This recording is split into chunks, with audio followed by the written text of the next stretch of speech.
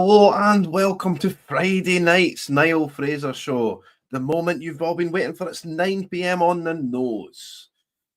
Tonight we've got a decent show, no, more than a decent show lined up for you. I've got so many clips, so many images, so much to go through. We're talking the USAID scandal, USAID scandal. We're talking Third World Paris. The stuff coming out of Paris is just absolutely unbelievable stuff.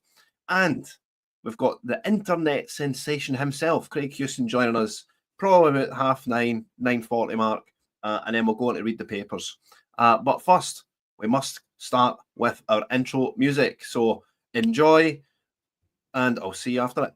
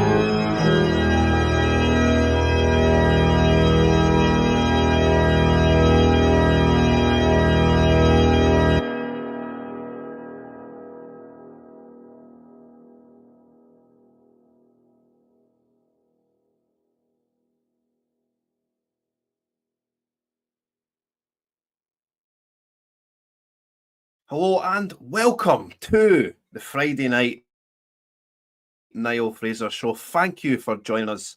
We've reached the weekend. Thank God. Thank God we've reached the weekend. We had an amazing show on the Wednesday night. We had the SNP Scottish Nonce Party special, and it was a bumper edition. We had almost 1,000 people view it live. Tonight's show maybe not be as sensational a headline, but it's probably more important in the grand scheme of things, on the grander scale, on the world scale. I mean, we've got the internet sensational Craig Houston joining us. I'm sure the viewers will spike when he comes on. Thank you for all the YouTube viewers tuning in. Please do give it a like and a comment. Comments are in. The intro. Good evening, everyone. Glenn Jackson. We've got a wee community started here. So come on in, get the comments in. The water's warm. Anyway, we're starting off with a good news story this week. We're starting off with a video that just brought me so much joy. You know, people who know me know that I've been fighting this gender ideology stuff basically since its incarnation. And we've got this weird story that's rumbling along in the Scottish news about this nurse, you know, a time-served nurse. I think she spent 30 years as a nurse. And her name's Sandy Peggott, and she's going, and this is, again, it's sort of personal to me as well. I mean, it's a hospital in Fife and Kirkcaldy, you know, and this nurse has been working there all her life. And, you know, in the last few years or whatever, there's been a transgender doctor there. And what happens? The doctor wants to change. The man who's pretending to be a woman, ladies and gentlemen, wants to change next to the woman. And of course, this nurse says, hold on a minute, I'm uncomfortable. And what's happened? There's an employment tribunal going on. NHS Fife are fighting their corner when we all know they're going to have to pay this woman out. We all know they're going to have to pay this woman out. I mean, it's so obvious at this point. But anyway, I've been in the transgender ideology war, in the trenches for a long time now. Bricked up the Sandyford. We made this amazing statement at the Wallace Monument. You know, using this symbol of freedom that Scotland's got to use what was left of my free speech at the time to proclaim that this transgender ideology, this fiction, is equivalent to burning books. It's equivalent to pissing all over millennia of science and millennia of common sense. So we'll start off this week with a good news story. Let me get the banner out of the way so you can watch this video and it's in all its glory. So again, I just can't express how much joy this brought me today. And all the females that are watching this show tonight, they'll be absolutely overjoyed at this moment. So here he is, the main man, the leader of the West, Trump. And, you know, I'm not allowed to say this politically. It could end my career. They're really beautiful people. These are beautiful people. But you know, like everything else, it's a little bit different today. You're not allowed to say that because if you call a woman or a girl beautiful, that's the end of your career. But let's take a chance on it, Mike. Let's take a chance. So I want to thank everybody for being here. It's fantastic. And this is sort of a big, big day. It shouldn't have even been necessary to take place. This started a long time ago, and we ended it today. And I'm going to sign the executive order right now, and everything I said will go into effect immediately, okay? Thank you.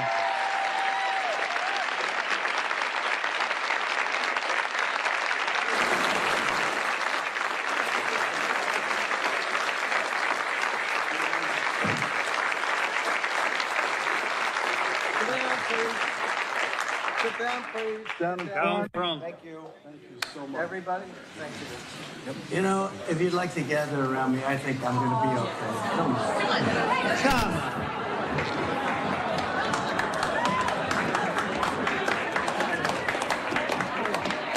on. Secret Service is worried about them?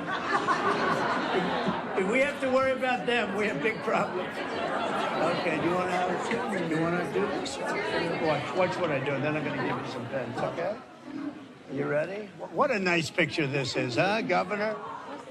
You ready? We'll do a good job. Wait, let me press that. I want to make this a really good signature, because this is, you know, this is a big one, right?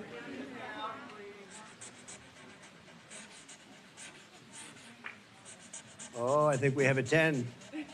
We have a 10. God bless you, Mr. President.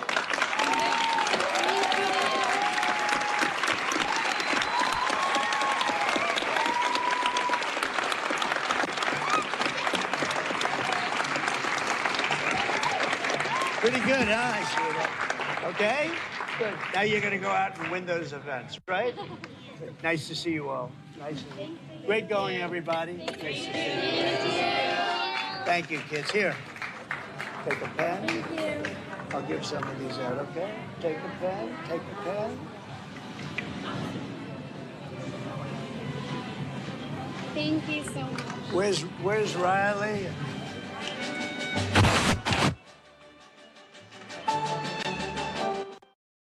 Just absolutely brimming with joy watching that. And a lot of the comments are coming in. Thanks so much for the comments, guy. Overwhelming amount of comments. But the sentiment that I'm picking up, Pink Pillow says, that's my president. So proud. So proud. And Jim Smith, Pink Pillows, I wish he was ours. And again, we've got this sort of leader envy going on right across the West. And we talked about it, we touched on it on the Wednesday, that, I think it might have been Monday's show, when, we've got the equivalent of a McDonald's manager in Keir Starmer over here in Britain, where, you can say one thing, but he does another, because in essence, he's not got any power at all, Keir Starmer. He's not got any power at all. He's still feeding us the menu that is globalism, that is mass immigration.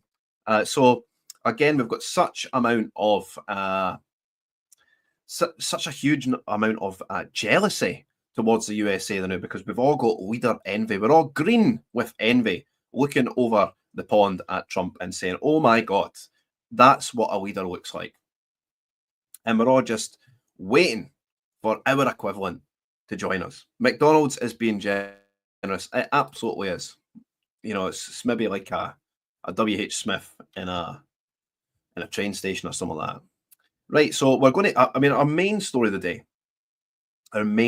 day will be USAID. And USAID, not to be confused as an aid organization. And this is the thing, that it's purposely named like this. It's always Orwellian. It's people are assuming that it's an AIDS organization, that it hands out money to people who need it, when in fact it's it's exactly the opposite. It seems, it doesn't seem like, but it looks like a huge, big, gigantic slush fund, a gigantic money laundering scheme. And it's incredible what people are finding about this organization, and it's just going to get worse and worse. And the tip of the iceberg is, we're only at the tip of the iceberg here, and it's just going to get worse and worse once we understand just how much money the government's actually just stealing. It's theft from the people. And that's what it is. It's pure theft what's happening at this organization. And we've got some media assets, and I'm going to sort of put it in, I'm going to sort of condense it all into a nice wee analogy for everyone. But we've got some images to show first. And this is what we're talking about. We'll get that banner off. Get the banner off the now. This is what we're talking about here. This USAID, and again, it's named as such so that people can. It's not that they can't point fingers, but it makes pointing fingers at it. You seem like you're silly or something. Pointing fingers at an aid organization, but in fact, it's it's not named that. It's not an aid organization. It's the Agency for International Development. It's not delivering aid to anyone. And we'll discuss that in great length before we get to the man Craig Houston. But this is an image that and I've been scouring 4chan today just because all the autists, all the hackers, are all over this USAID organization, and they're finding things that you would not believe. And I picked this one up because I've always used this this analogy that we're sort of living in a constructed narrative, that we're living in this perception, a cultivated perception brought to you by this news organization, by the papers, by the journalists, by the establishment media. And this is what it's done. We'll see how many journalists this USAID is funding. We'll see how many news companies this aid organization is funding, this international development. And it seems to me that it's just a huge money laundering scheme, a huge perception altering culture mechanism. And this guy puts it the best way I've seen. I've been telling you guys forever that you've been living in your living your whole life basically in a carefully constructed USAID Truman Show. So this is what we're going to be talking about today, for the most part anyway, where none of your institutions you meet, from media to public health to universities to NGOs to terrorists, are the institutions you think they are. And again, he's absolutely hit the nail right on the head. And what I wanted to do was play, and this is quite a famous video. We'll get some of the comments. We've got a huge amount of comments, loads of YouTube listeners tonight. Thank you for joining us. Still overwhelmingly, the viewership's coming from X, but if there was to be a migration happening, I would like you to sort of move over to YouTube so you can put your comments in. And we sort of want to pump the YouTube numbers a wee bit. But if you are watching on YouTube, give it a wee like, get the comments in, because we're just going to be showcasing everyone tonight. What's Susan Wattles saying? Just imagine when Trump's 4-year ends and then he comes over to the UK to stand as Prime Minister. Oh, our dreams would come true. Pink Pillows, USAID stole billions from the American people, directed by the Democrat Party. Absolutely. And we'll be going into that. Trump would make a great Prime Minister. Absolutely. He literally bled for us and doesn't take a salary. And of course, when she says literally bled for us, they tried to murder him. And he got up after he got shot saying, fight, fight, fight. And if that bullet was inches away, if that bullet was just inches, millimeters in an opposite direction, we would not be living through this joyous occasion. And, for the life of it, let me get this image back. But if it wasn't for Trump, and Trump's won 3 elections now. And you'll be saying, no, he didn't. Well, I'm telling you that he did. Trump's won 3 elections. Trump's won in 2016. And then USAID used money, American taxpayer money, to push this COVID narrative across the world. And they needed the cover of COVID in order to steal the 2020 election. And that's what happened. The Biden administration, they stole the 2020 election. That was the only way they could have got away with it, was with the help of COVID, was with this overwhelming amount of mail-in ballots, which are quite clearly the mechanism that they used to cheat the 2020 election. And I mean, it was a coup. They stole the election for Trump, and they installed, it was an utter coup. And then Trump comes battling back and wins again in 2024. And he's only been in office a few weeks. We're just, the things we're going to discover here is absolutely insane. Yeah, and we're only a couple of weeks into the presidency, and we've had so many amazing things happen. And you can feel a culture shift just happen. It was almost overnight when Trump walked in to the White House, or even after he won the election, and we're waiting for the inauguration. It was a monumental change. We've seen a ceasefire in the Middle East. I'm sure the conflict in Ukraine will come to an end very shortly. And there was just a sort of seismic shift in the culture. But let's bring this back up to now. We've highlighted Truman Show here, because I've used this analogy myself years ago when I was talking about escaping the Matrix. And I had this big massive article series called Escaping the Matrix. When you think about the Truman Show, and the Truman Show is like the story of our times. I go back and watch it and then try to put it in the context of how we're living as a society. We're all Truman. But how does Truman escape? How does he escape his carefully constructed matrix?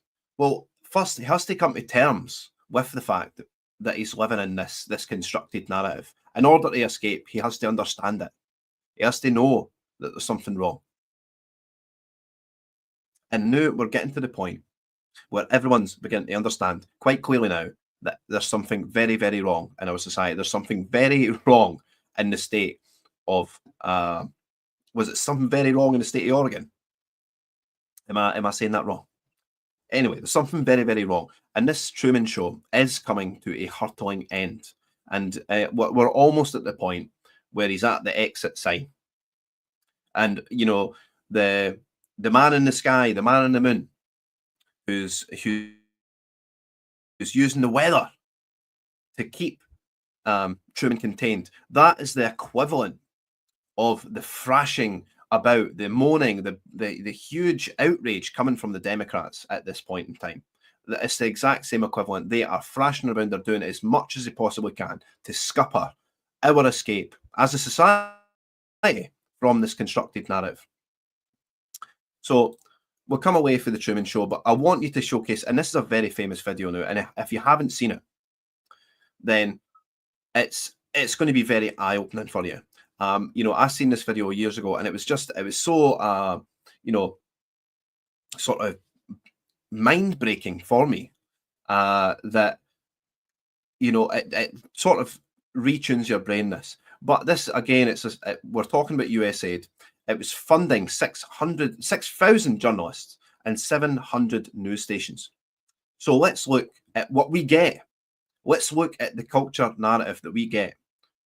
Hi, I'm Fox San Antonio's Jessica Headley. And I'm Ryan Wolf. Our greatest responsibility is to serve our Treasure Valley communities, the El Paso, Las Cruces communities, Eastern Iowa communities, Mid-Michigan communities. We are extremely proud of the quality, balanced journalism that CBS 4 News produces. But we are concerned about trouble and trying to get responsible, one-sided news stories plaguing our country. The sharing of biased and false news has become all too common on social media. More alarming, some media outlets publish these same fake stories without checking facts first. The sharing of biased and false news has become all too common on social media. More alarming, some media outlets publish these stories simply aren't true without checking facts first. Unfortunately, some members of the media use their platforms to push their own personal bias and agenda to control exactly what people think. And this is extremely dangerous to our democracy. this is extremely dangerous to our democracy. This is extremely dangerous to our democracy. This is extremely dangerous to our democracy. This is extremely dangerous to our democracy. This is extremely dangerous to our democracy. This is extremely dangerous to our democracy. This is extremely dangerous to our democracy. This is extremely dangerous to our democracy. This is extremely dangerous to our democracy. This is extremely dangerous to our democracy. This is extremely dangerous to our democracy. This is extremely dangerous to our democracy. This is extremely dangerous to our democracy. This is extremely dangerous to our democracy. This is extremely dangerous to our democracy. So you get the point. You get the drift. You get the drift that the USAID has been funding these journalists right across the world. Right across the world, and we've got an image to sort of cement that. Here it is here. No. They've been funding everywhere. They've been funding everything from the BBC to Politico to every global news institutions.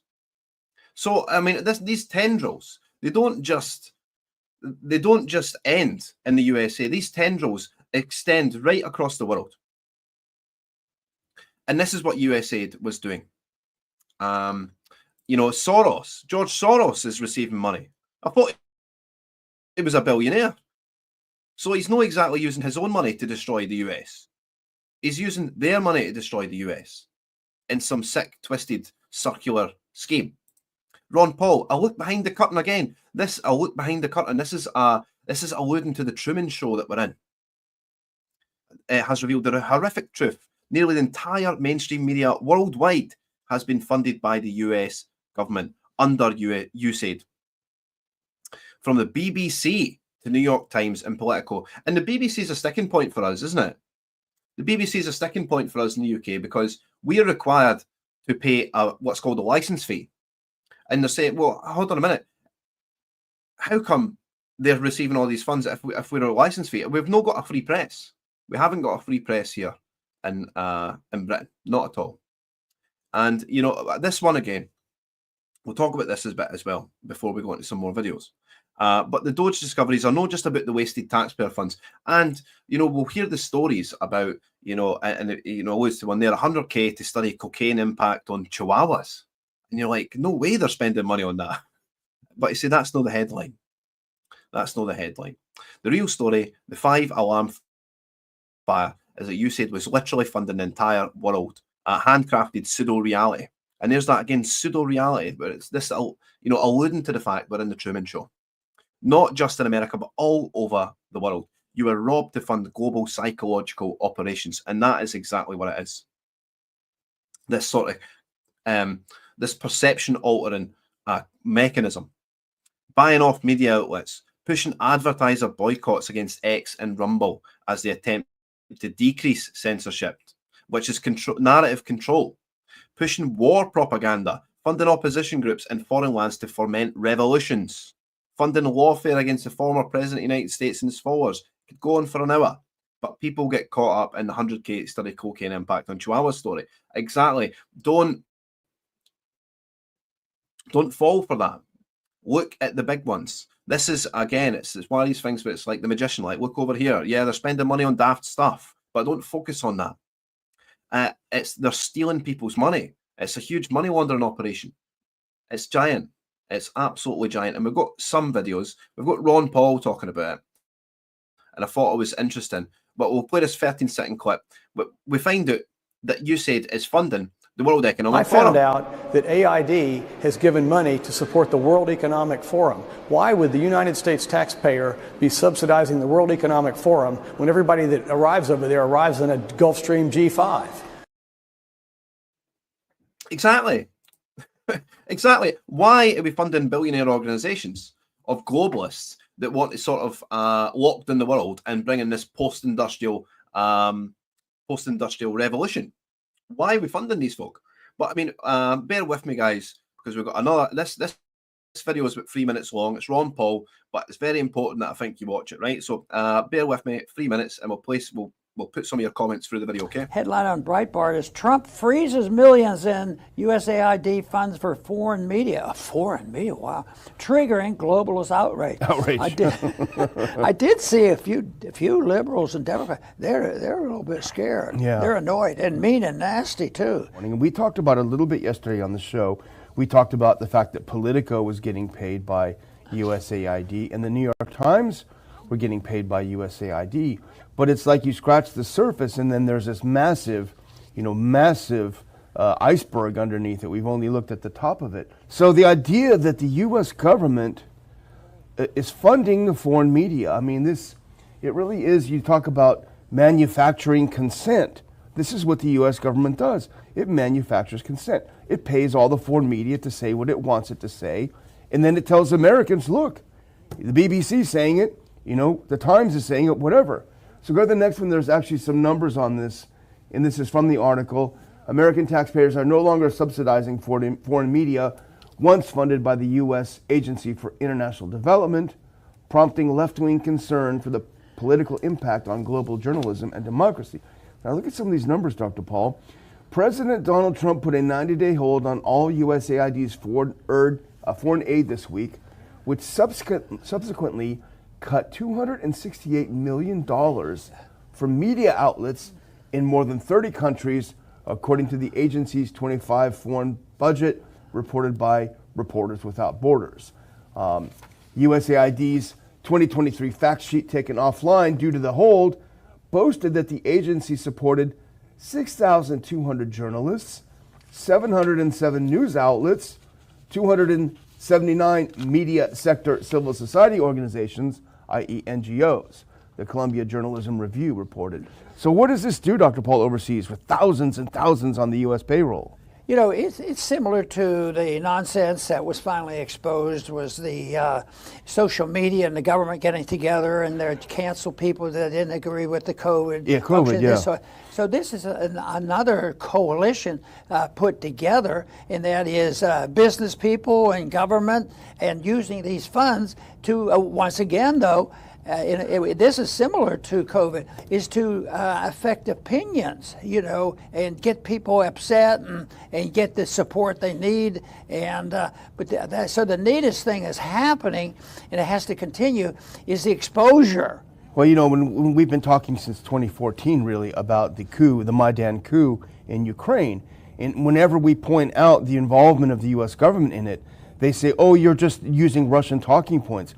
Oh, you're on Putin's payroll. Well, it actually turns out that the other side is on Uncle Sam's payroll. You know, they're the ones that are on the payroll. They're the ones that have manufactured this misinformation, disinformation about what had happened. And not only there, but elsewhere, everywhere. I mean, Viktor Orban from Hungary, I talked about it yesterday, he put out another post on X Day talking about, you know, the cat's out of the bag now. All of the media in Hungary that was attacking the government is funded by the U.S. government, you know? And it's, wait, we're paying for the BBC?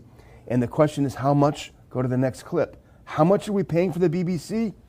Well, that blue mark you see up there is USAID. The United States government is the second largest funder, after the UK government, the second largest funder of the BBC. This is incredible. We literally are the second largest donor to the BBC. No wonder they toe the line that Washington wants them to toe. Just absolutely incredible stuff we're learning from Trump. He's just in 2 weeks and he's absolutely destroying the narrative. We can start to peer through the matrix to see, we're starting to look behind the curtain and understand just what is happening here. You know, and people are talking about, again, these are the stories, 50 million for condoms in Gaza. I mean, clearly it's money laundering. Don't forget the money that went to trans mice. Yes, trans mice. And you're like, what the hell is going on here? It's just absolutely farcical, the stories and the money that they've spent. And I think we've got one more clip, I think. Let me see if it's just a picture. Anyway, we'll put this back up for the time being. We can't keep, we've got Craig Houston in the green room and we can't keep the internet sensation waiting too long. We can't, we wouldn't do that to him. So we've got USAID here. Again, it's the tendrils that are you know, stretching across not just the US but the entire planet, and they've stopped merely controlling the narrative in the US, but they're controlling the narrative right across the world. But this has been all exposed, and the fact that the BBC, the second largest funder of the BBC, is this organization, USAID, is absolutely incredible. And of course, they're kicking up fuck. You know, they're saying, oh, it's bad. This is what it was. We're going to start sharing a tab now just before we bring Craig on, because this is quite important. So I've got some bookmarks here, and let's bring this up. So again, I'll just get my face out the way now. But here we are, and Leo Kers is sort of on the ball here. Nobody was saved from starvation by drag shows in Ecuador or trans bollocks in Serbia. If you say this is so vital, then it was so stupid to corrupt it to promote far-left ideology. But what he's highlighting here is Gordon Brown. And Gordon Brown is the equivalent of the weather that's trying to keep Truman in the island. It's trying to keep him away from from escaping the narrative. And of course, Gordon Brown uses the same narrative that it's an aid organization. Be clear, many people will starve and die, he says. But this is, again, what we're assuming it's aid that these people are delivering. He's using the fact that it's USAID, US aid, in order to furnish this. And of course, The Guardian are right there. Gordon Brown. And I think we've got another one here of, you know, they're funding Black Lives Matter, which is a sort of good segue into Craig Houston later on. But the USAID funding Black Lives Matter, which was, of course, a racial identity group that was just used to foment this sort of cultural revolution type, you know, dismantlement of a lot of cities in America. And we've seen just absolute carnage in some of these cities with the you know, George Floyd dying. And the false narrative that was sort of cultivated around George Floyd in the first place. So it's absolutely shocking what was done here. And WikiLeaks, USAID was funding 6,200 journalists and 707 media outlets and 279 media NGOs, including 9 out of 10 media outlets in the Ukraine. So they're doing it all over the world, all over the place, and there seems to be no end in sight.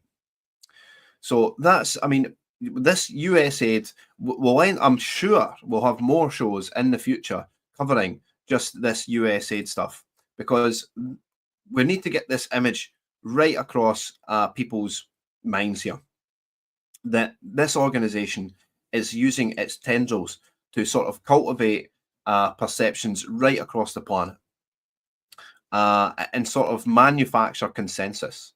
And it's really, really despicable. But we suspected this in the first place. We did suspect this, but we didn't have concrete proof until Elon Musk and Doge went in.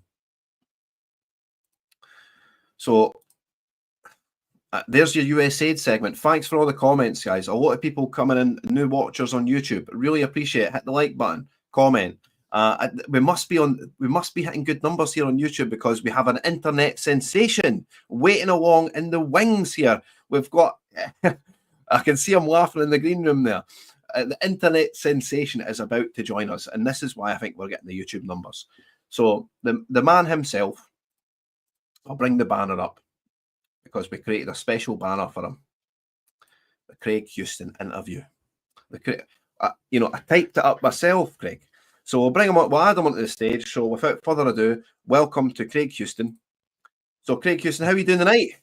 Aye, bang average, mate. Thank you. I don't know if I'll live up to the introduction, but we'll give it a go. And I need to apologise, Niall, because the last time you invited me on was the night of the election, and without trying to, sugarcoat it, I was half bluttered, I think, when I was on.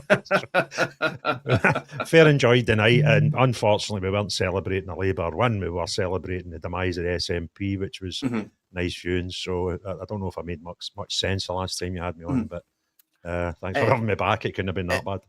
No, well, I mean, it's interesting you bring that up. I mean, it was good to reflect upon that night, and again, I was popping bottles of champagne myself. So you weren't alone in being a bit jolly, as I would say.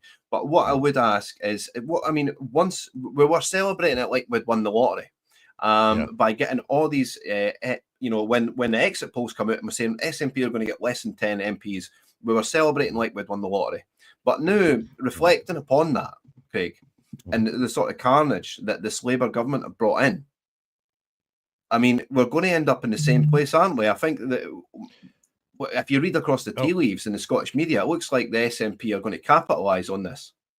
Yeah, listen, Labour are making an absolute mess. They managed to get themselves in a worse position than the Tories did. It took the Tories 14 years to get to that level. So the record breakers, and absolutely a lot of people that were fed up with the SNP, I would imagine, voted for Labour up here. And, where are they going to go? Will we go back to SNP? I think some will, but I think some that have just had enough of the SNP. And we've got another 14, 15 months before we vote at Holyrood again, and the SNP could destruct even more in that time. So if the election was tomorrow, I'm quite sure SNP would benefit through a Holyrood election. But we're having 14 months to go. Who knows what will happen in that 14 months? It's a long time in Holyrood. It absolutely is. And the comments are absolutely, they're all Craig Houston in the comments. Hi, Craig. I like this one here. Bang average. Delusions of adequacy. Aye. Do you know what? I invented that because, when people say, how are you? Right? And I kind of got to the point where I thought, they don't listen to the answer. And everybody's stock answer is, aye, great. So I started saying bang average years ago, because then you actually know if somebody's listening, because they go, what? It catches them. So I'm not bang average. I'm absolutely delighted tonight. I'm having a great night. I was coaching the kids earlier, and a good wee game of football to look forward to tomorrow. You got any future stars under your belt yet, you think? Aye, we've got about, I don't know, it must be about 18 or 19 kids in professional teams just now. The oldest one is a boy down at Kilmarnock. He's born to be 15, 16 just now. He's doing good things, so hopefully he's no long away from being our first kid to play our first team game. But we've got about 15, 18 kids at pro clubs just now, and that's no bad for a wee club. It's only 7, 8 years of playing competitive football, so that's fantastic. No, I love it, and I love that you know, you're involved in bringing these young kids up through the football system, as I'm sure you've been doing it a long time. But we sort of digress. The reason I wanted to bring you on today was because here I am reading the Daily Record, and whose name pops up? Well, it's only yourself, Craig. And you know, I was looking at who wrote the article, because I suspected it would have been someone else. But you know, let's share this tab and let's read through the article, and you can tell me your take on it. You can, I mean, and we'll sort of ask questions about why this you know, you done what you done, and you went where you went. So let me bring it up on screen. I'll add you to this. Well, hopefully that looks a bit okay. Yeah? Everyone can read that, hopefully.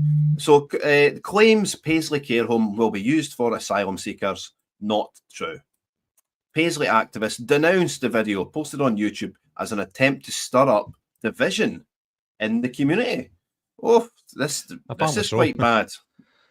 Claims a former Paisley care home will be used to house asylum seekers has been branded untrue by the local authority. Renfrewshire Council, which owns Montrose Care Home, yesterday said there was no truth to the claims made by Craig Houston yourself that the property will be used to accommodate people seeking asylum in the UK. The Foxbar building, which is about to be put up for sale, will instead be directly targeted at private elderly care providers.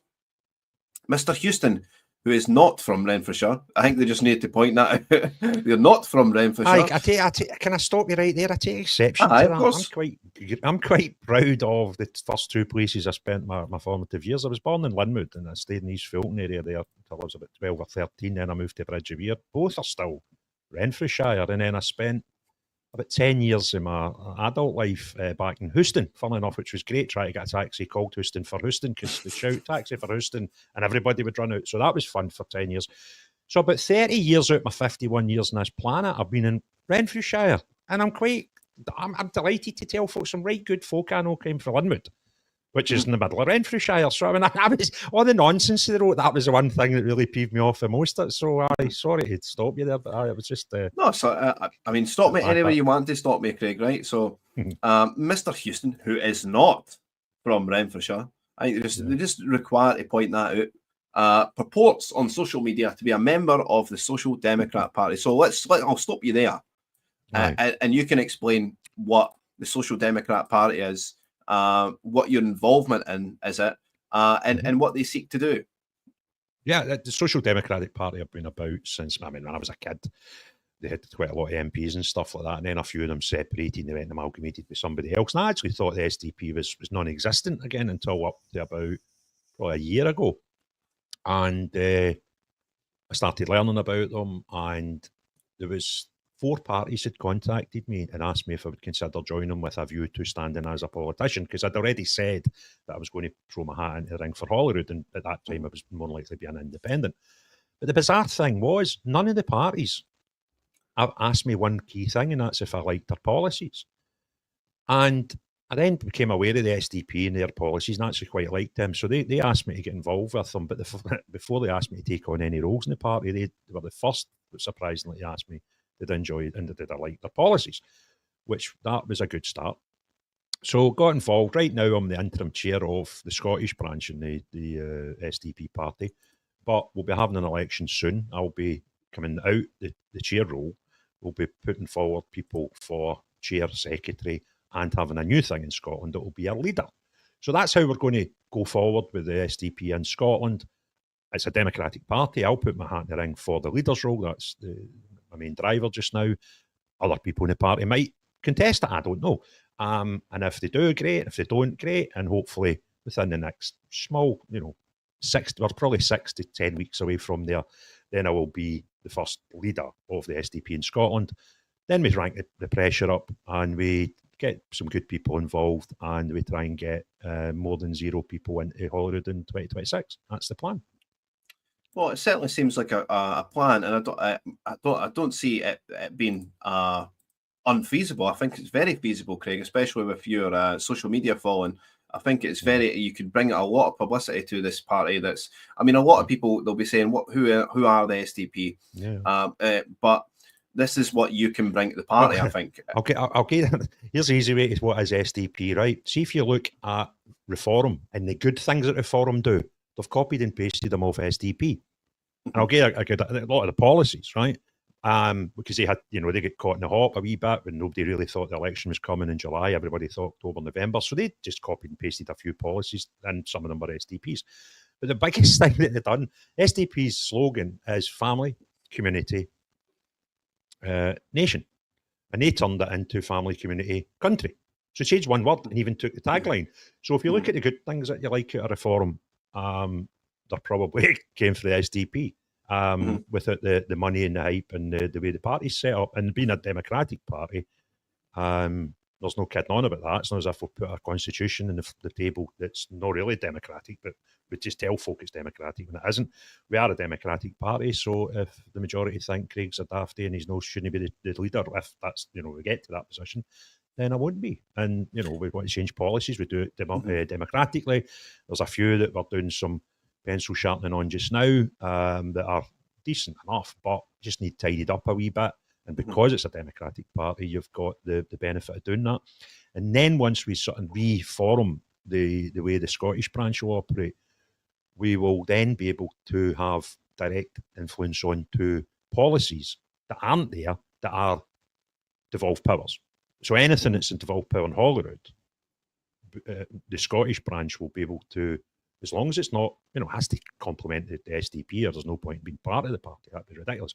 But things that are maybe not policy because they're more local to Scotland, then we can decide on the policy. So it's a great opportunity. And I think a lot of people, when they join a party, they need to take it or leave it and say, well, I like what they're doing or I don't. And if they don't like it, they lump it because they can't change anything.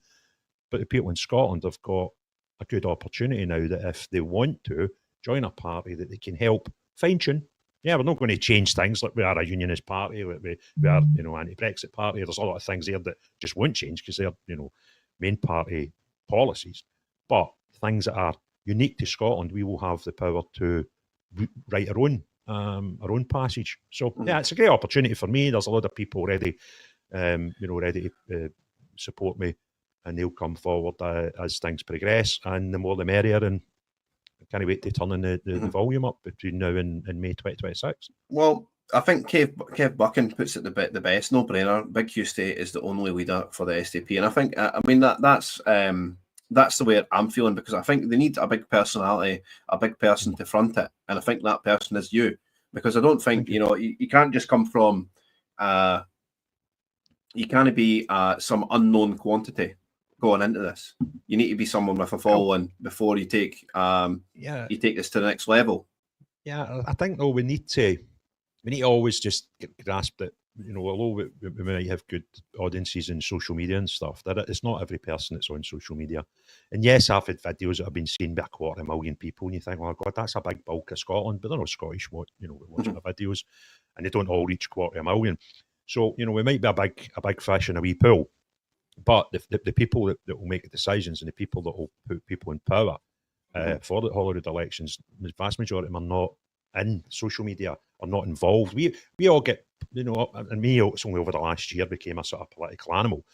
Vast majority of people out there couldn't give a flying toss about politics until a fortnight before an election. And then they suddenly go, I need to vote, who am I going to vote for? Just getting to them, and how do we get them? And that's a cute thing, when you've not got Elon Musk money behind you, or, big wealthy businesses behind you. It's got to get back to grassroots. It's got to be getting about the country. It's got to be giving people responsibilities and tasks in their own area, and giving them, something to work for their own area and the different regions of Scotland, and try to get, good old fashioned. Nothing wrong with wearing down a bit of shoe leather. Absolutely not. And I'm not trying to catch you off guard here, but if you've got any questions you want to pose to Craig, please do put them in the comments. But Eric Blair, I'm not trying to catch you off guard here. I'm just putting up comments that, that people are asking you questions. So does the SDP want to deport illegal migrants, immigrants? Well, one of the big, and it's actually in this newspaper article, if we ever get back to finishing it, right? Yeah, no, I don't actually. they quote one of the policies, and they've got a sort of slightly left of centre view on it. The article that was written, you can see that if you read it. And they were like, oh, and this guy's associated to the SDP, and they want to have a generation of no or very low immigration. So the SDP's policy on immigration is it would be limited as a minimum, as a maximum, to 50,000 a year, with at least, a maximum of 30,000 normal immigrants and a maximum of 20,000 asylum seekers. So that gives you, if you do genuinely have an issue where we need doctors or we need whatever, then you can do that. You might want to allow people to come in to study. There's these things. So say zero immigration is probably nowhere anybody wants to be, because then what happens if you have a genuine shortage of something? And as far as asylum seekers is concerned, I'll tell you a story in a minute about one, but I think it's silly to have none. But the big problem in society is not asylum seekers, it's illegal asylum seekers who aren't they coming for any asylum issues at all. They just fancy coming to the UK because we've got a nice shopping basket for them to pick what they want out of it. It's the people, I'll tell you a story. There's a young kid on YouTube, Baraka, young black kid, stays in Manchester. His folks originally are from, names just went out, will come back to me, southern side of Africa. They had to leave their home 3 years before he was born, and they ended up in Rwanda in a camp. They were in that camp. They were genuine asylum seekers. They had to pick up their stuff one day and run. And he told me a story about his mother. They realised they'd left something in the house and she had to run back, and the father didn't think he'd ever see her again. So that was their situation. And it took them 17 years. This kid's first 14 years of his life were in a camp which was 2 miles wide, and he never went past the gates. So people like that do deserve a home somewhere. So he said no asylum. But what's happened to me, and this is frustrating, and it frustrated me when I was talking to this young kid, if there was no fake asylum and no illegal asylum seekers, that kid would not have spent the first 14 years of his life in a 2 mile radius, in a camp, in a tent, basically, right? So that's where we are. We also have an idea. It's not Rwanda, it's Ascension Islands. And anybody that comes into the country illegally and then tries to claim asylum, which is not the way to do it. If you want to claim asylum, there is a process in the UK right now. You turn up at a border crossing and say, I'm here, I want asylum. But people are not doing that. So they're actually technically breaking the law if they don't do that. If you present yourself or we catch you coming into the country illegally, we'll ship you to Ascension Islands. We own the thing, right? And then we'll process you for there. And if you come in illegally, that's an automatic bar. You'll never get in. So that's the policy for SDP, and it's a policy that raised my eyes when I first read it, and I thought that's good. That makes common sense. And you think about the Ascension Islands, you would probably do 2 flights, right? Because what would happen is you wouldn't have the Rwanda thing that was in the never happened. If we'd have put flights to Rwanda, it would have had a knock-on effect to illegal immigration, because people would know that we're serious here. And we're probably better just staying in France or staying in Germany or staying in Holland, because if I try to get in the UK, that's it. Solving illegal immigration is easy. You just make this less attractive than the last place, right? So if we do the Ascension Islands, you wouldn't need to do it much. And then people would be like, there's no point going to Britain, because if I jump the dinghy or jump the back of a trailer and they catch me, I'm part 2 and instantly barred from coming back. So I don't think you can get much better than that. I think it is probably the strongest immigration policy that I've certainly seen.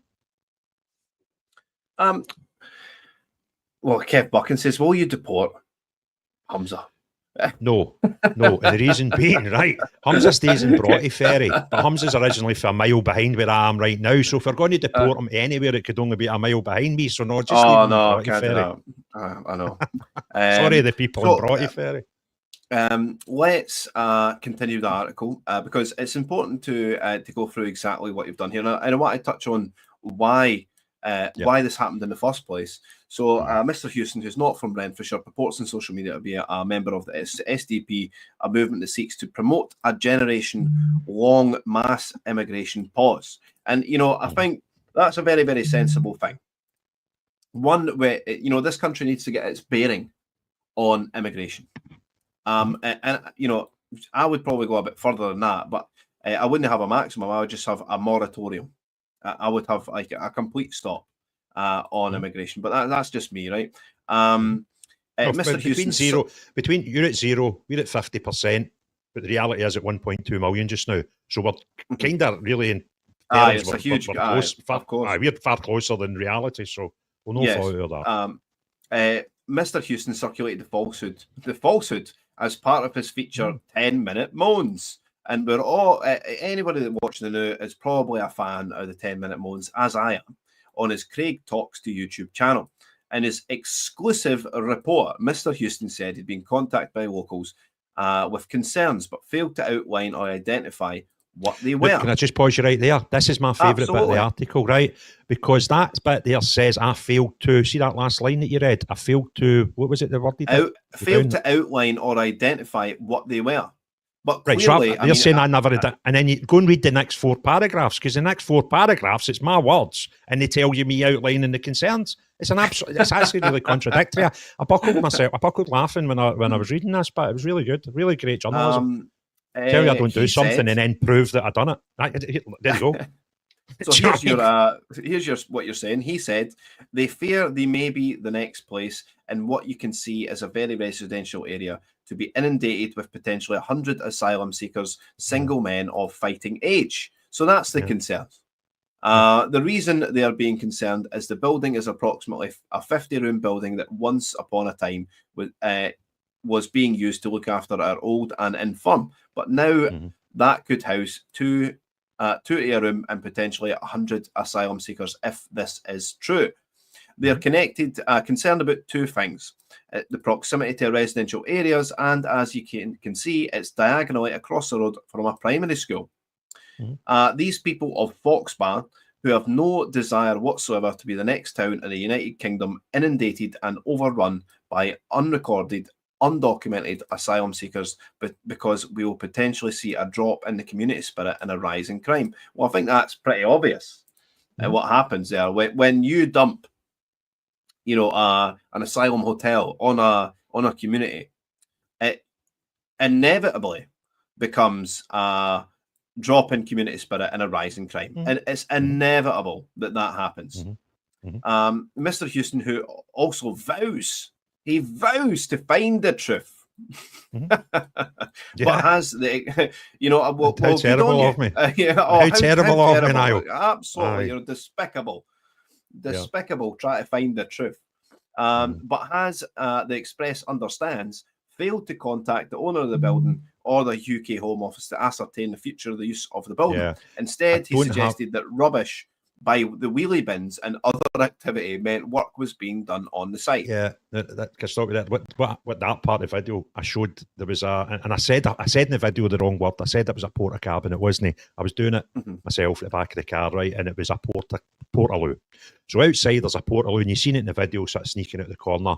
Then you had the bin area, and there was obviously working on, because there was like building debris at the bin, right? So that kind of, that's just using common sense and logic. But why would you need a portaloo in a building that was the event going on inside it? And this was the sort of stuff that was the reason I got contacted by people in the local community. One guy that looks out his front window and he can see the building. It's like 20 yards away from him. And they were getting concerned because I've seen things happening at night. And I didn't see any of this, so I didn't put it in the report. But they say that there's guys coming round and they look as if they're going in, and there was a suggestion that there was somebody maybe inside at living, which I can't confirm or deny. That was just what they said.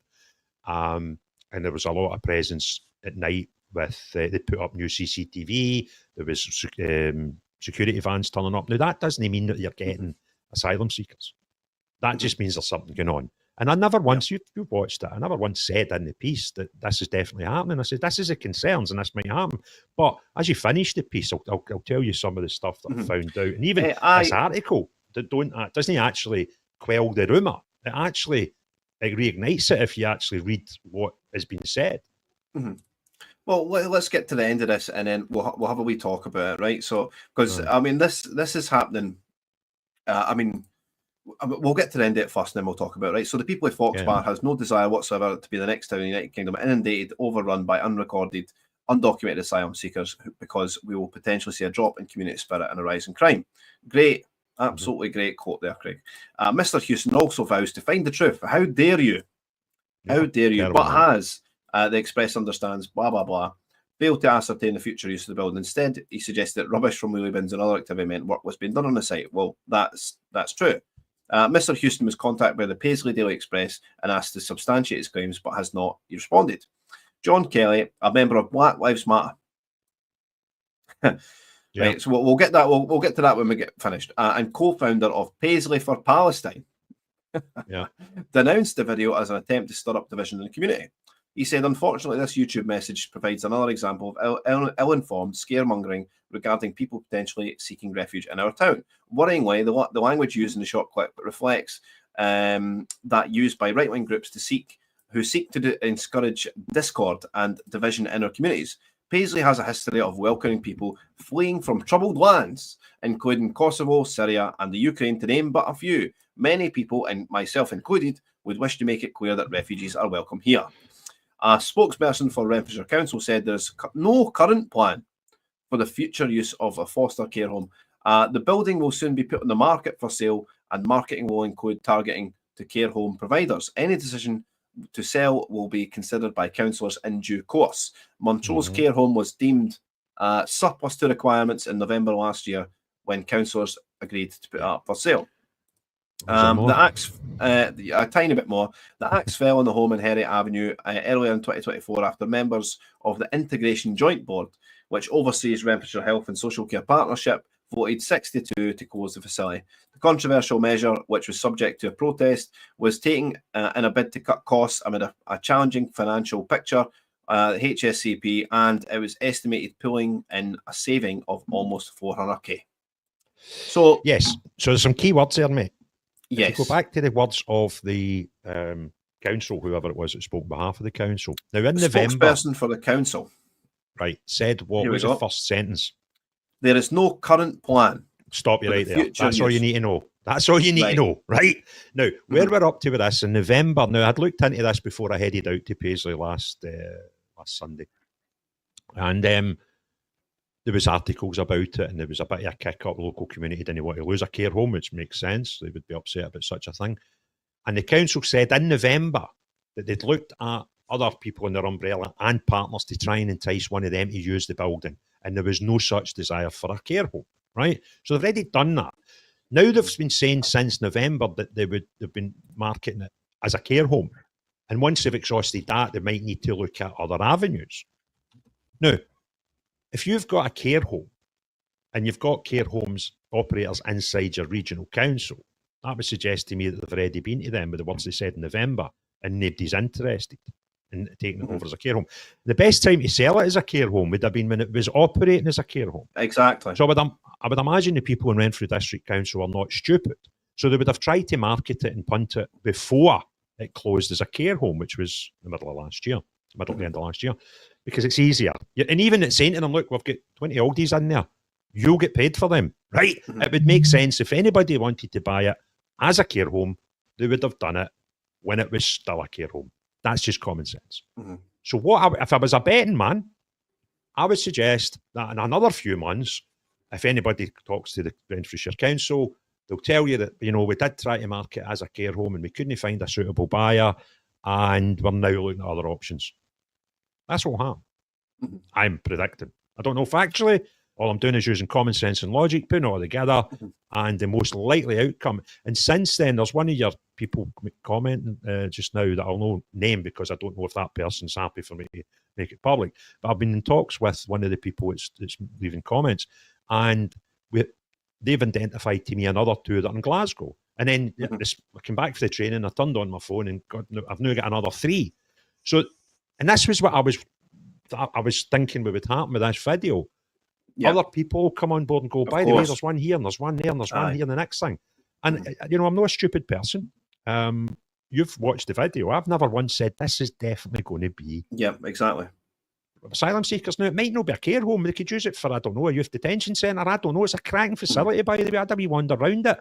But the problem I've got is, if you look 360 degrees from that building, then about 320 degrees that you'd look are houses and flats, and there's a multi-storey building right opposite. And then the other wee bit of the aperture you'd look at is a primary school. So it's no a building. Asylum seekers need to go somewhere. We've already got them in the country, right? So unfortunately, somebody's getting them, right? But you've got to kind of go, well, that's not really an ideal place for them, right? It's 360 degrees. There's a primary school on its doorstep, and if nobody can see the correlation between people's safety and crime, when unfortunately you stick 100, and they tend to be guys in their 20s and 30s, with nothing to do all day, some stuff happens, and they're coming from areas where it is acceptable to marry a girl at 9. So when some of them come into this country, they won't even know the age of consent.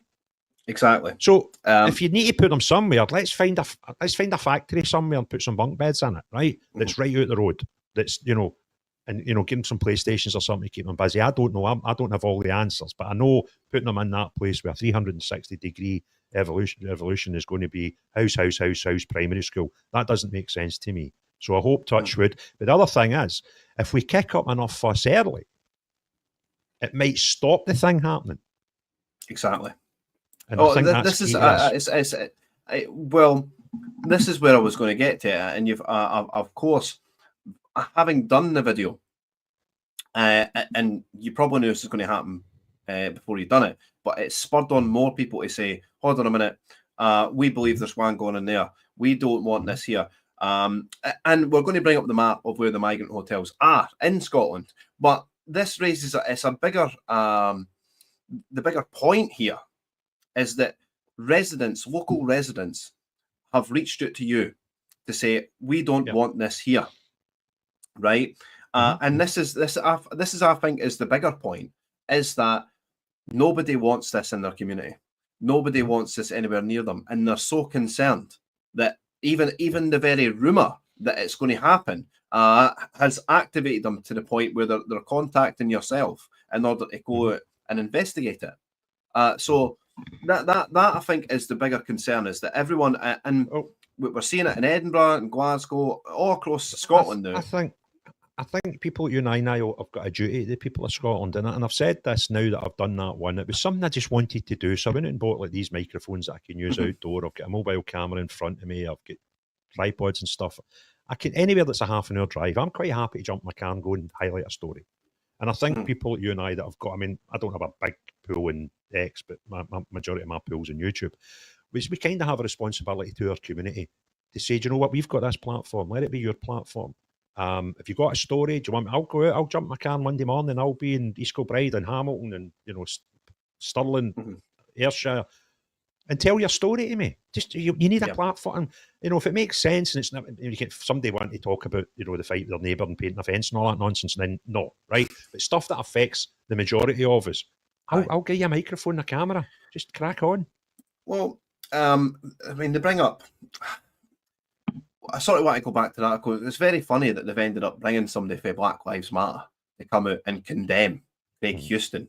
Black Lives Matter being the organisation that was literally used to sow racial discord right across the country. Not just our country, but it was sort of like when America sneezes, we get the cold. When George Floyd, is killed over in America, we get the cold. And there's looting and pillaging, and cities are on fire over in America, and we are seeing sort of the fragmentation of society over here as well. So we're no sort of we're interconnected in that way. But let's bring up the actual migrants. Where are the hotels, you're asking? Well, let's have a look. So these migrant hotels, and you might think this isn't happening in Scotland. You might think this, this is such a pie in the sky, such a far-fetched notion that there could be possibly a migrant hotel being put in a care home, but it isn't. And it lays credence to what you're doing in your work, is that there could be one put anywhere, and we'll be looking at, and we'll zoom in on the one at East Kilbride, where the woman says. So here we are in Scotland. These are the map where the migrant hotels are. One in Lanark, and for the life of me, Craig, I can't think of a worse place to put one than Lanark. No, that's no disrespect to the nice people of Lanark. It's a small community. Exactly. It's just. Well, this is the thing. It's going to destroy Lanark. Yeah. As it destroys everywhere they're put. I mean, we had the story at the rally we had in George Square, you know, in middle of last year. I brought up the story. There was a migrant hotel in Glasgow city centre, and what happened? The Wi-Fi goes down. The guy gets outraged, and he goes out on a stabbing spree. Yeah, you know, and these things happen. These things do happen. We're in the vicinity of migrant hotels. Mm-hmm. So we've got one in Lanark, and there's the one in East Kilbride that was pointed out. And East Kilbride, you know, it might look like a big town, big sprawling town, but it's actually quite a small place. The land of roundabouts, as I can remember. It's just all roundabouts. But there you go. I'll bring one up. Vonnie Mac, there's one in East Kilbride town centre. Absolutely there is. So let's zoom out again. And here's the ones in Glasgow, and they seem to be multiplying. So we've got 4 basically in the city centre, one just near Ibrox, two right in bang in the city centre. And you know, I've had people contacting me about these hotels as well, because it's not just the impact on crime, it's the impact on tourism as well. And for a place like, just say it's Lanark, let's zoom out for a while. I mean, how many hotels are there in Lanark? Right, there can't be that much hotels in Lanark. So what you're doing is you're actually you're taking up the tourist beds in Lanark. Yeah. Can I just jump in? Of course you can. Anytime you want. I think it was 3 years ago. I was flying out from Manchester, and the 2 years back to back, we flew out of Manchester. So the first year was maybe 4 years ago, just after COVID, and we booked into this hotel on you know the footprint of the airport. It was brilliant. Left our car, went on holiday, superb. So a year later, we went to do the same. And the prices had shot up, and we got there, and it was chaos, right? Like, what's happening? It's like we're at 100% capacity. I was talking to the wee driver, you know, shuttling us around to the terminal. And I was like, why? And he's like, 2 of the airport hotels are now for asylum seekers only. So now you've got everybody that's a tourist trying to cram into 80% of the, right? I was like, airport hotels. Now, airport hotels make fortunes. So how much are they paying these people to practically shut 2 airport hotels at Manchester Airport? That just blew me away. It would blow anyone away. I mean, it's but the thing is, we're creating billionaires here in the UK, and I think the first billionaire that was created was, you know, 6-7 months ago, when the first billionaire hotelier that's purely doing migrant hotels. And you think, you know, the allure of money is just too much for these people. You know, Alex Kearney, the guy that got done, he was under, it's done what I would call a citizen arrest. And I found out through talking to Alex that there's actually no such thing in Scotland as citizen arrest, hence why he ended up getting sentenced on Thursday to some community service, thankfully, because he got done with abduction because he held a paedophile while the police came to arrest the guy and get charged abduction. Anyway, I was talking to him about it, and it's something that we're going to look at between us. We've now created an industry for asylum because we've got lawyers, we've got counsellors, and I mean people, you know, tell people to get better. No counsellors that sit in council offices. We've got interpreters. We've got businesses now that their sole purpose in life is to furnish flats as these people come into the, you know, into the housing. So, you know, there's all this industry now that we've created behind asylum, that there is a big chunk of people that are making coin off it, and the last thing anybody wants to do is their income to drop. So that's another tough thing. So see if our expectation is. Now, here's 2 things. You can see what's coming out in America just now, and we're only scratching the surface here. The amount of fraud, laundering money, cheating, there'll be people getting brown envelopes all over the place. If we think for a minute the UK and Scotland are and somehow immune to that, then I've got news for you. Think again, right? So to get the government to just one day say, yeah, let's stop immigration. And it was Basil on Twitter. I remember being in a space with him one day, and he said something that it's ingrained in my head now. The last 20 years of UK governments, every single one of them's got into power under a manifesto saying that they would lower immigration. Exactly. And every one of them's put it up. So they don't want to do it. And the reason they don't want to do it's quite simple. This industry, right?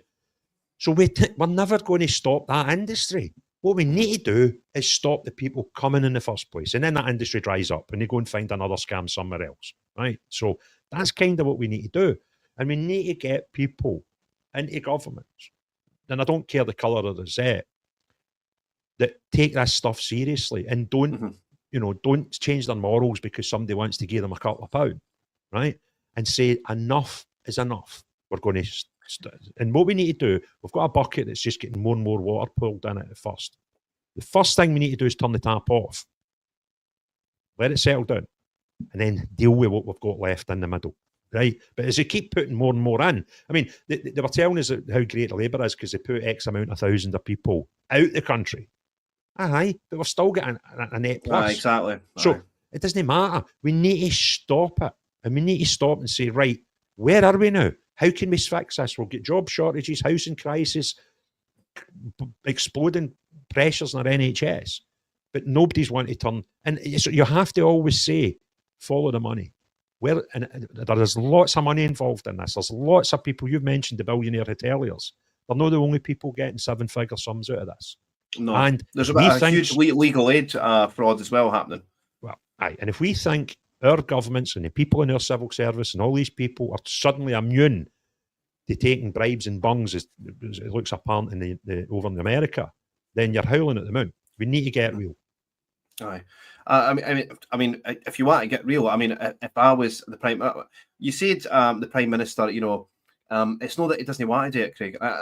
This is my feeling. I don't think that he's got any power to do it. I think that he's got strings attached to him. I think he doesn't have the power to actually enact any of these things.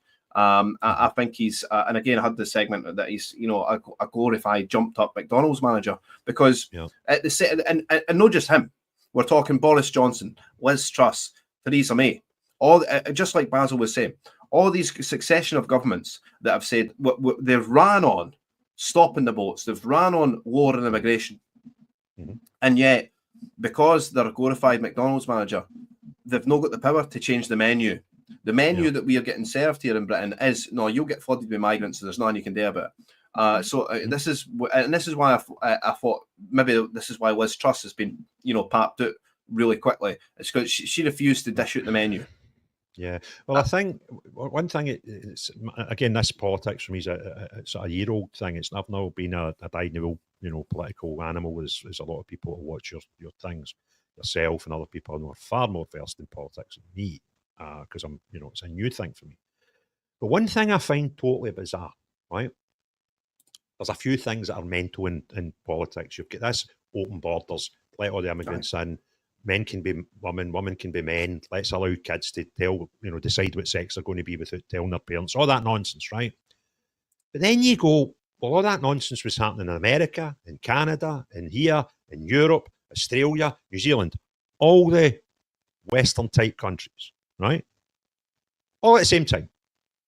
So what I'm expected to believe is all these crackpot ideas all landed in the head of people running our countries, run about the exact same time, and I'm meant to think that's just coincidence. It's impossible for it to be a coincidence. So again, that's a thing that we need to change the people. You ain't going to change the system.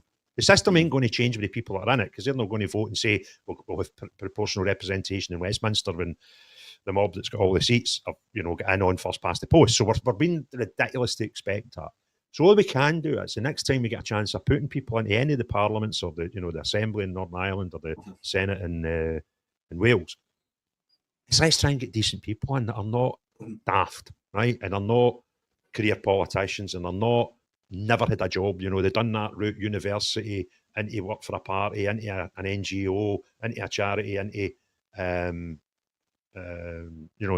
position, an MP or an MSP, because they don't know. They can't read the room. And how do they prove that? Dead simple. The SNP thought it'd be a really good idea to push a thing through called gender recognition, right? Now, and they just didn't read the room, right? So that's how bonkers these people are.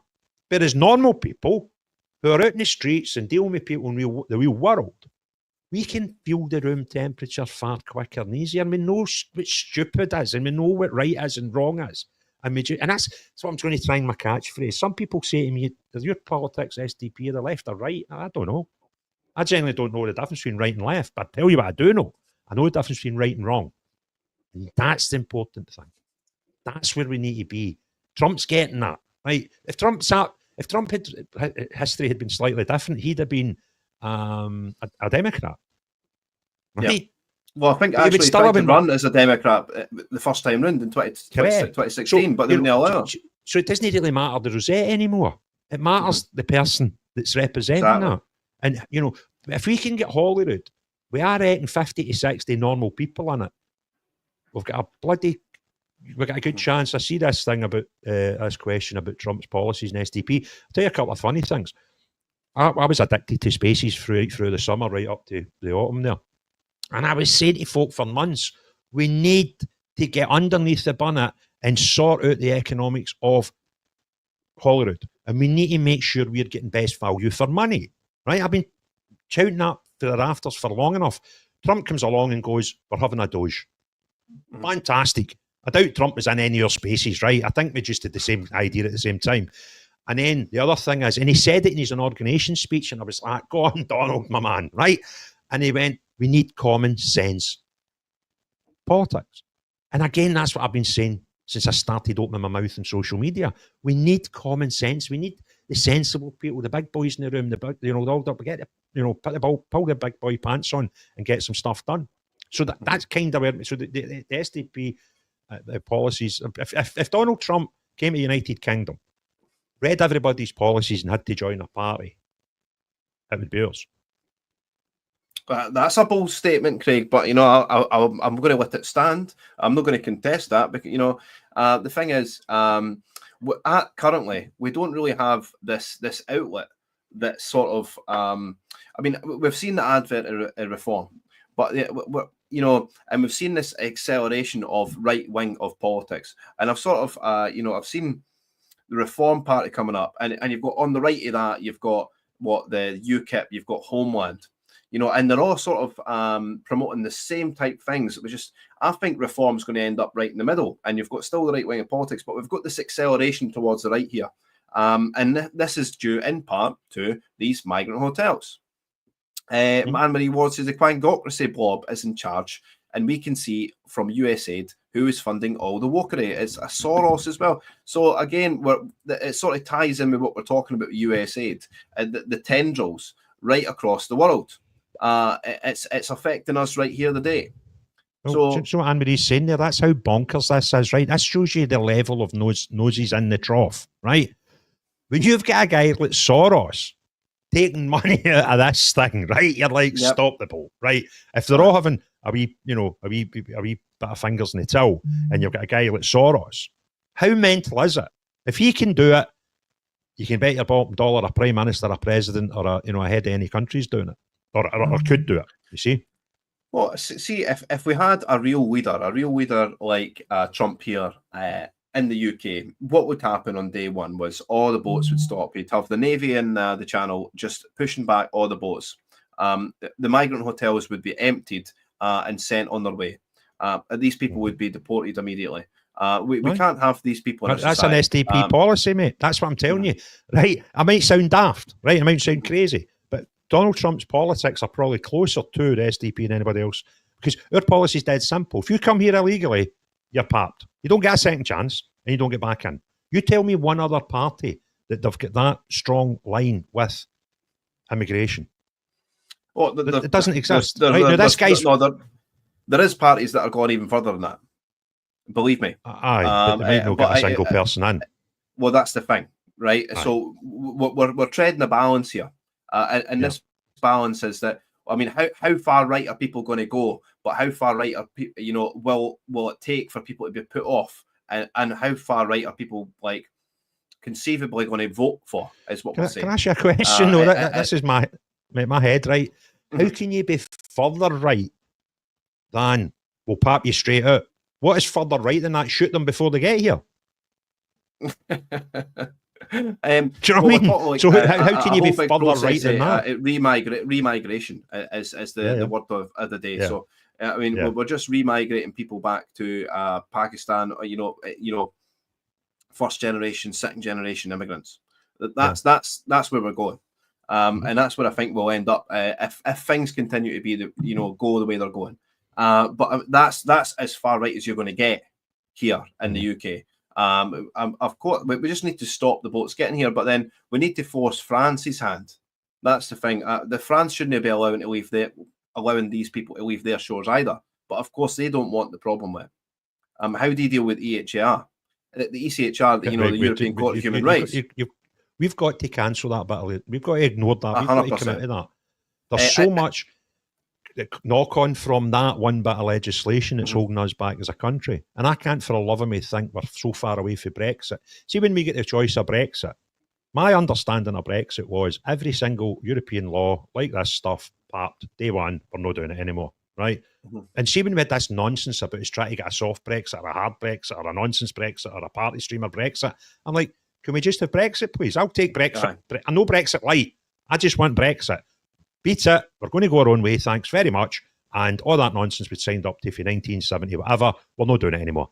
But we didn't. The majority of people in the United Kingdom voted for Brexit. There wasn't any terms on it. See, when we went into the polling booth, it didn't ask you if you wanted soft, hard, or medium boiled. Right? It was just Brexit.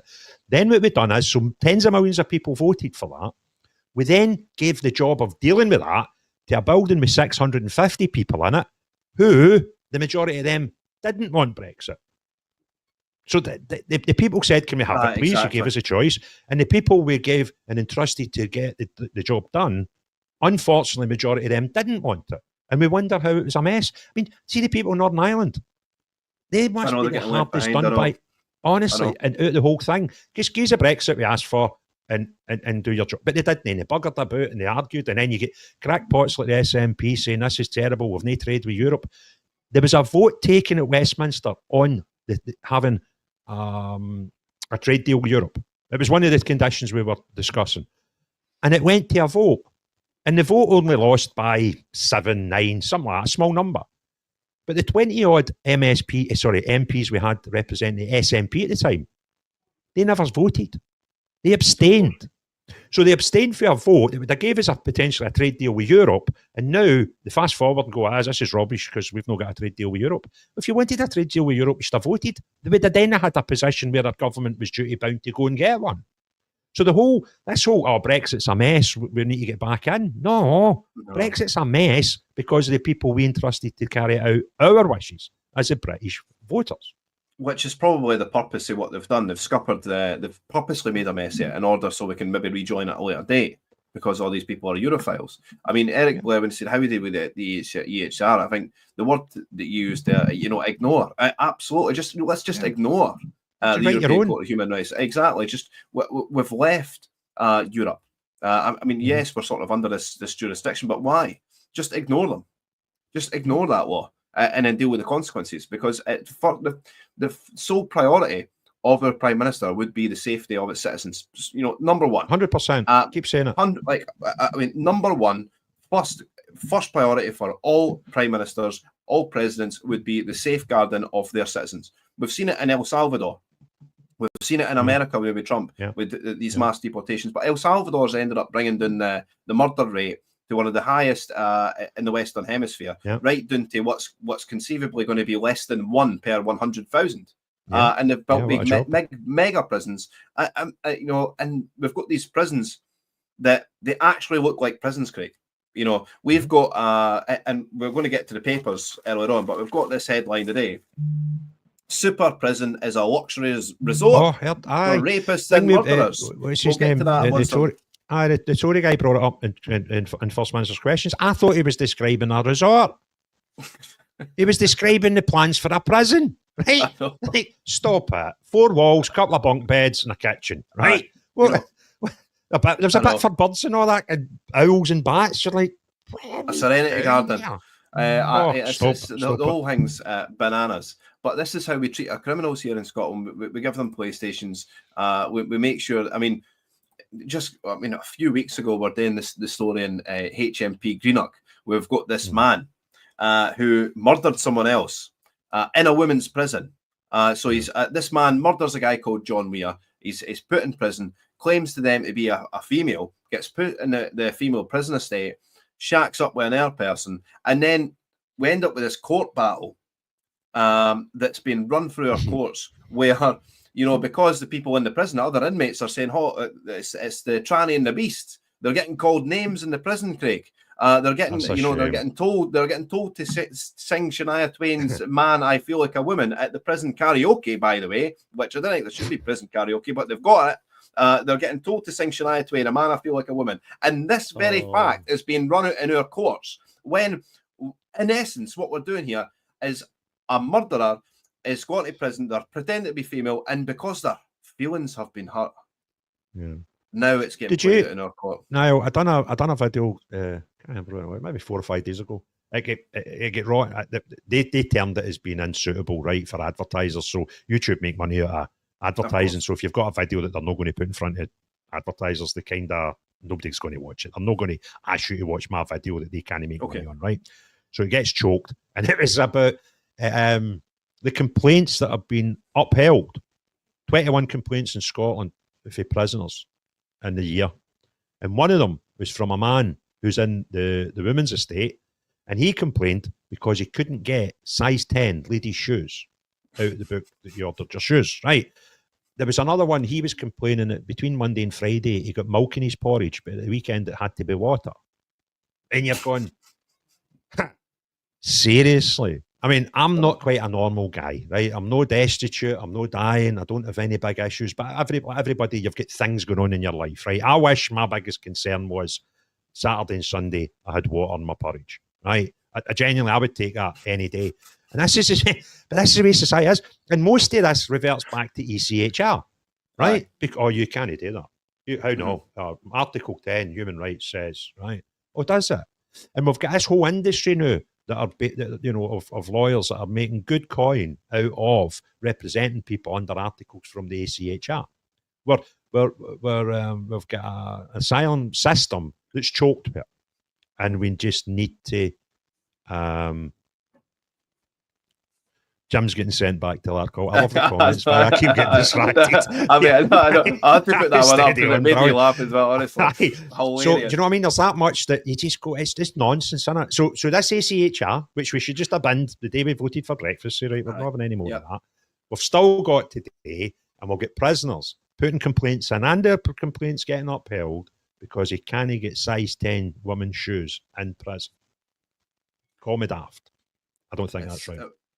Well, I mean, let's get back to the issue at hand, which is the migrant hotels.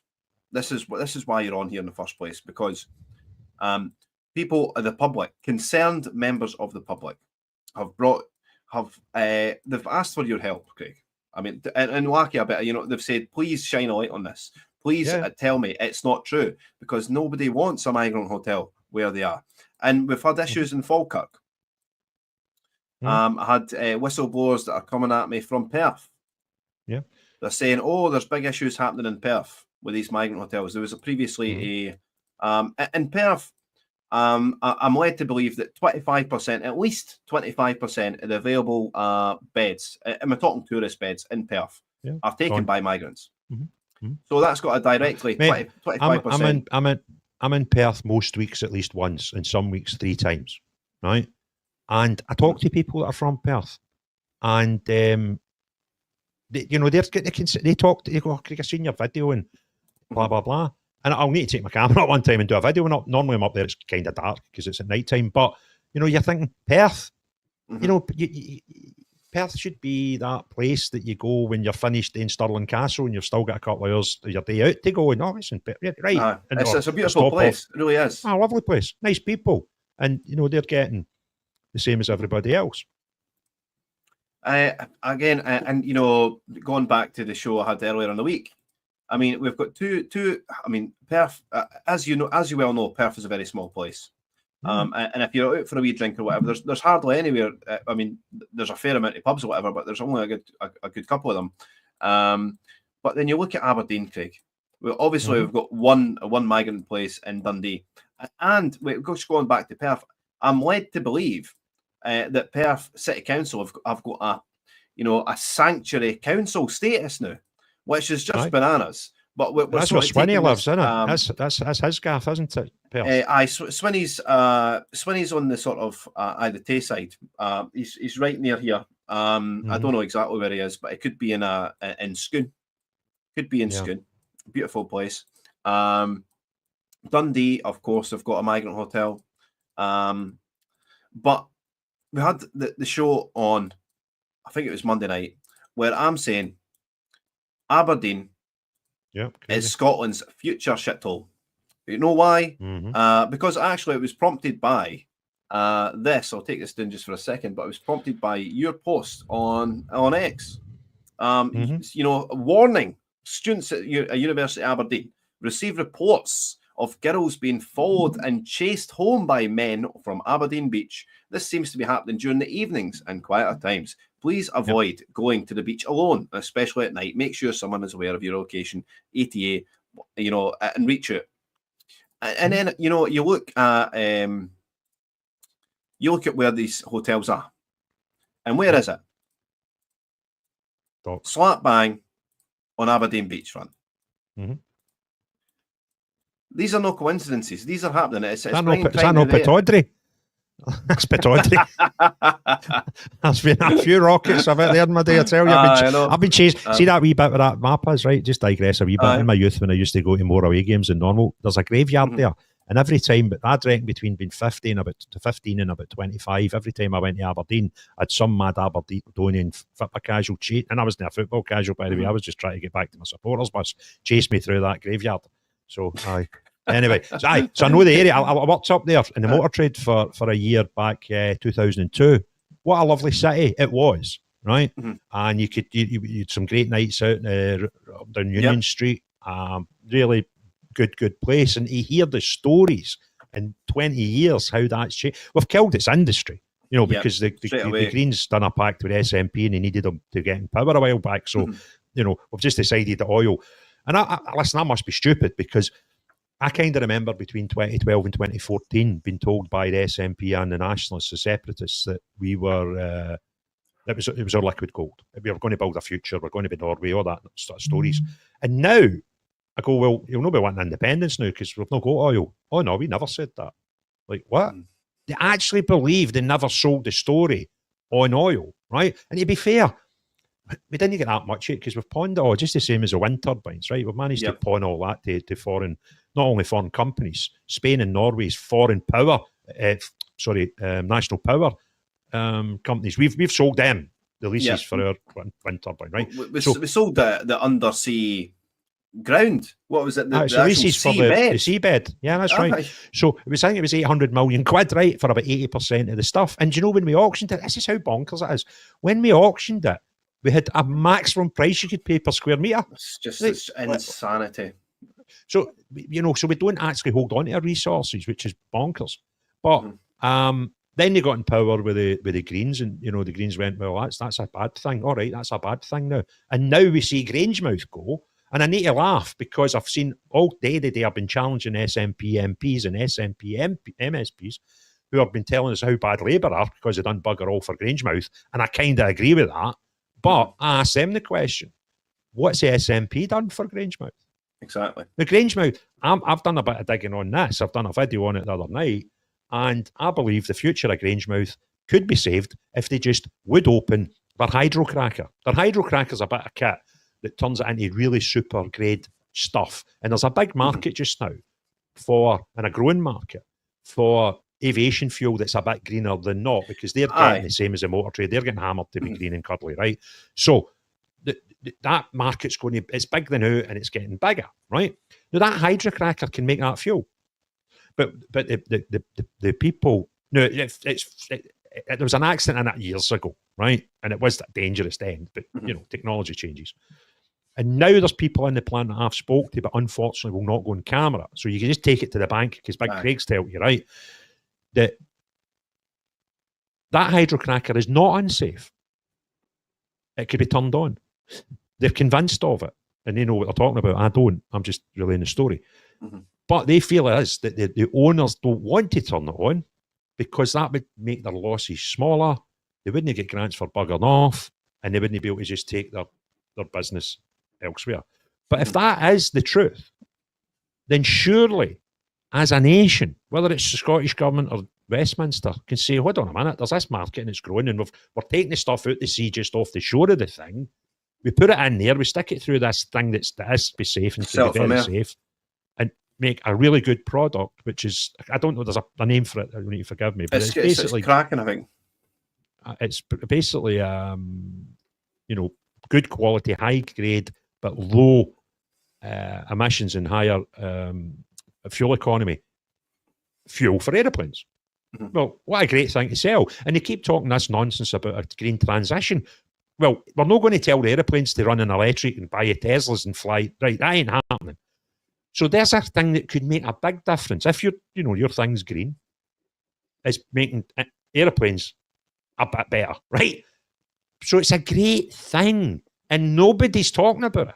The only people I've seen talking about this hydrocracker and could it make a difference to that plant and keep jobs in Grangemouth is me and a couple of bloggers. Nobody in the mainstream, nobody in Parliament.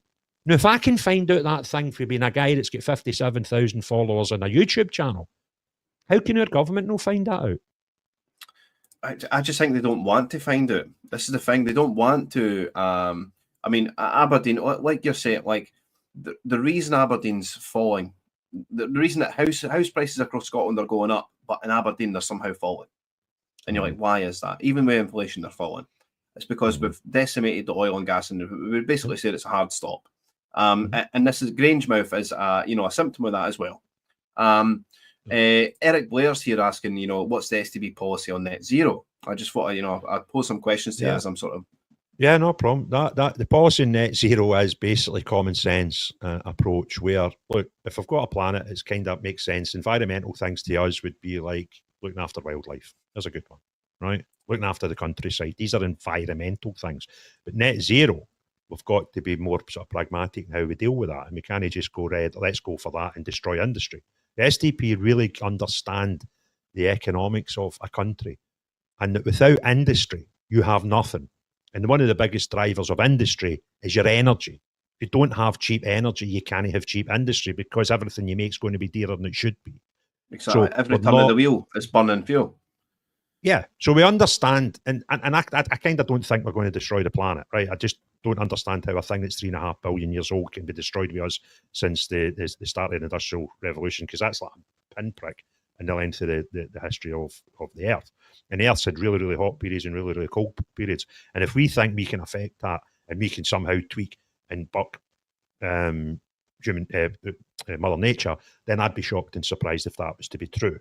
Okay, again, we've created an industry, just like we did with the trans, just like we did with immigration, and just like we have with green stuff. We've created industries now that make coin out of it, and it ends up being driven in directions that it shouldn't. So is it important that we look after our planet? Of course it is. But that doesn't end with the ozone and CO2s. That could be wildlife, farming, all these things. And should we try and put out less emissions? Yeah, we should, but not to the detriment of industry. That's exactly it. And the idea is, if you ever listen to William Clouston, the leader of SDP, the National Party, he's a very, very clever man about what we need to do to fix this country. And we need to get industries. Without it, we can't be service sector. Right? We need to make stuff. And to make stuff, you need power. And the cheaper, the better. We can't continue as a consumer economy, buying everything for China. Amazon then, destroying all the small business for the CCP. Everyone's drop shipping for China and just destroying all small business. We need to get, and this isn't an SDP thing, this is just a Big Craig thing. We need to get to our 14 and 15-year-olds, and we need to catch them early. And we need to say, there's more to life than 20% of you never having a job, because that's unfortunately where we are. And we've got to give them things like even house building. Now, AI might be the future. Can we convince the really intelligent ones, the super intelligent ones, to get involved in that? The ones with have a good grounding for common sense to get excited about maybe building houses, because guess what? We've got a shortage of them, so why should we not build them? And SDP have got some good plans for social housing. What the plans are. So we can't do that if we don't have the skills to do it. Exactly. And we need to try and get to. I work with kids all the time with the football club, and I must have seen thousands of them when they've 17 years I've been coaching kids football as a volunteer. And a lot of them, you go, what are you going to do when they leave school? And they kind of don't know. No, that's no, I mean, I'm 51 and I've just decided I want to be a politician. So kind of, I'm not a good example for that. But, it's not, my one boy's 25 and he's known for he was 18 what path he wanted to do. But he's a minority. So we need to encourage, we need to influence, we need to, infuse the youth now and say, what do you want to do? Right? Can we, what's your skill? Oh, you'd be good at caring. Let's get you into that.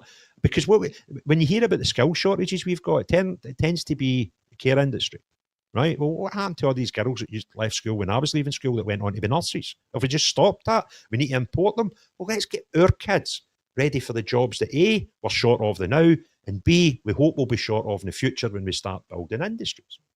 But we don't. And what we do in Scotland is we've got a parliament that talk about things we can't deal with. They talk about independence, when the biggest court in the land has told us the Scottish Government will not decide if we have another referendum, right? We can't deal with immigration because it's not a devolved power. So why waste time talking about this nonsense? We need a building that's going to take that book of devolved powers and wring it dry. Squeeze every last ounce of it. Do not use that book. Abuse that book of powers and make Scotland a better place. And I'll guarantee you, 5 years with half decent, sensible people in the building that want to do that, we'll make a better place. See, this is where I don't think. See the argument to shut down Holyrood, right? It seems like it's a great act because it's costing us billions a year to do. But at the same time, it's there. It's let's use and abuse it, like you're saying. It's just, it makes no sense to me that you would shut it down. Whereas let's use Holyrood as an example for Scotland to lead the rest of the UK. We can move faster and quicker than the juggernaut of the UK can. So let's lead the way and sort of give hope and encouragement to other parts of the UK and say, no, Scotland's doing that. Or it would be great if Wales could do like a separate thing and we could have these experimental zones where we're just experimenting on what better way to sort of improve society as quick as possible. I like what you're saying about the skills in the schools. Like, we should be equipping. A lot of that stuff is the reasons. I've had these thoughts in my mind for a while. When I started talking about politics and saying I was going to, stand away back when I was thinking about, even standing as an independent. People were quite rightly asking me, well, what were you going to do? Right? So I had to come up with some things of what you would do. So and because of my history of working with kids, I think sometimes we underestimate their intelligence, and there is some wee shites out there. Let's no kid ourselves, but there's some really good kids out there, and I like to think that we're a nation that's got more good than bad across the spectrum, right? So that's the sort of stuff. But see, perversely enough now, see the people that should be telling us to bin Holyrood should be the nationalists. But let me explain why. Because they keep telling us that we can't do anything in Holyrood because we've got some imaginary powers that we need. If we're independent, we would suddenly get all these powers and we could make the place great. And Westminster control everything. So what's the point in Holyrood then? So if you were actually a separatist, you should be saying, you know what, we should shut this place. Because we can't. And see, when you ask a separatist, you say, well, what powers would you have tomorrow if you were independent that you would suddenly be able to make Scotland magical that you don't have today? And they kind of say things like drugs. And you go, well, we do control drugs. No, we don't. Well, we just opened a drug consumption room and circumvented the law of taking grade A drugs in Scotland. And that was the Scottish government had done that. So that's kind of a bollocks answer. We've sort of, and I'll try another example. Energy. Okay, so we have no control over our energy. Well, how come Nicola Sturgeon was able to pawn our offshore wind turbine leases, leasing the seabeds, if we have no control over our energy? So they can't actually give you genuinely good reasons what powers we would suddenly have tomorrow for independent. So then I flip that on its head and I say, well, we've kind of got loads, right? And I don't think we're utilising them. And I don't think we've utilised them for 18 years. So let's go and start utilising them and abusing them and seeing what we've got. What can we do? Can we do this? Can we do that? Do you know that Scottish Government can actually borrow money? I'm not suggesting they should do it, but people use that argument and say, we can't even get some debt. Well, you can actually. There is mechanisms in there to allow the Scottish people to borrow money through our government. So again, it's just all bluster. And I think, see, if we had 5 years where we didn't talk about independence, Gaza, Israel, Timbuktu, or moon landings, just exactly. stuff. And there's a thing that I say it all the time. God grant me the serenity to accept the things I cannot change, the courage to change the things I can, and the knowledge to know the difference, right? It's a prayer that two pals of mine that changed their life with that prayer told me about. I didn't go AA or anything. Well, great. And again, even if you're not religious, I don't care. If you think about that for a minute, that makes sense. Let's deal with the stuff we can deal with, right? And see the stuff that we can't deal with. Don't spend 5 years talking about it. Don't talk about independence, Gaza, Israel, moon landings, Elon Musk, Donald Trump, because that building can't actually influence any of that. So can we get in there and maybe talk about our infrastructure, our energy, that sort of stuff? You know, it's very true what you're saying, and it's really disheartening. You know, you turn on Question Time, and it's just say it's in Glasgow, and they've got a question about Trump, and they've got a question about Elon Musk, and it's such a waste of time. It's such a waste of time. The Scottish people didn't want to hear that. They say, you know, how are you going to reduce the waiting times in hospitals? How are you going to pull us out of this economic pit that we're in? And again, it's very true what you're saying about Holyrood, where not only have they not used the powers that they've got, but they've actually used it as a fulcrum in order to whack Westminster over the head with time and time again, and sort of trick the Scottish people into thinking that we've not got the powers, you know, to do what we want to do. And it's just over and over and over again we get this narrative that it's the big bad Westminster. We're mitigating their cruel policies when we've got cruel policies up here of our own that's enacted by them. So I hear the wee man upstairs getting a wee greet. Right, so I mean, I know the joys of having a. How long do you normally have your shows, Niall? How long does your show normally last? I do normally go 2 hours, to be honest. But you know, once you're away, I've probably got another half an hour beyond that. So you know, it's a bumper special today. But Glenn did say at the start. Stop! Whoa! You kicked me off your show. Within the next 10 minutes, yes, you will be gone. That's. I thought I was welcome here, Niall. I was feeling really welcome at home with you, and I'm getting popped out. I could listen to you forever, Craig. Honestly, I could. You be careful, we've got a lot of viewers on the day, and you know, a disproportionate amount on YouTube as well, which I think you've brought in the mob tonight, which is good. So well, I hope they stay. I hope they hang about, and I hope they support you going forward now, because you're certainly worth it. Thanks. And there was a question that was posed to me that I may as well answer while you're here as well. I mean, is there anything to convince me to get in the fight?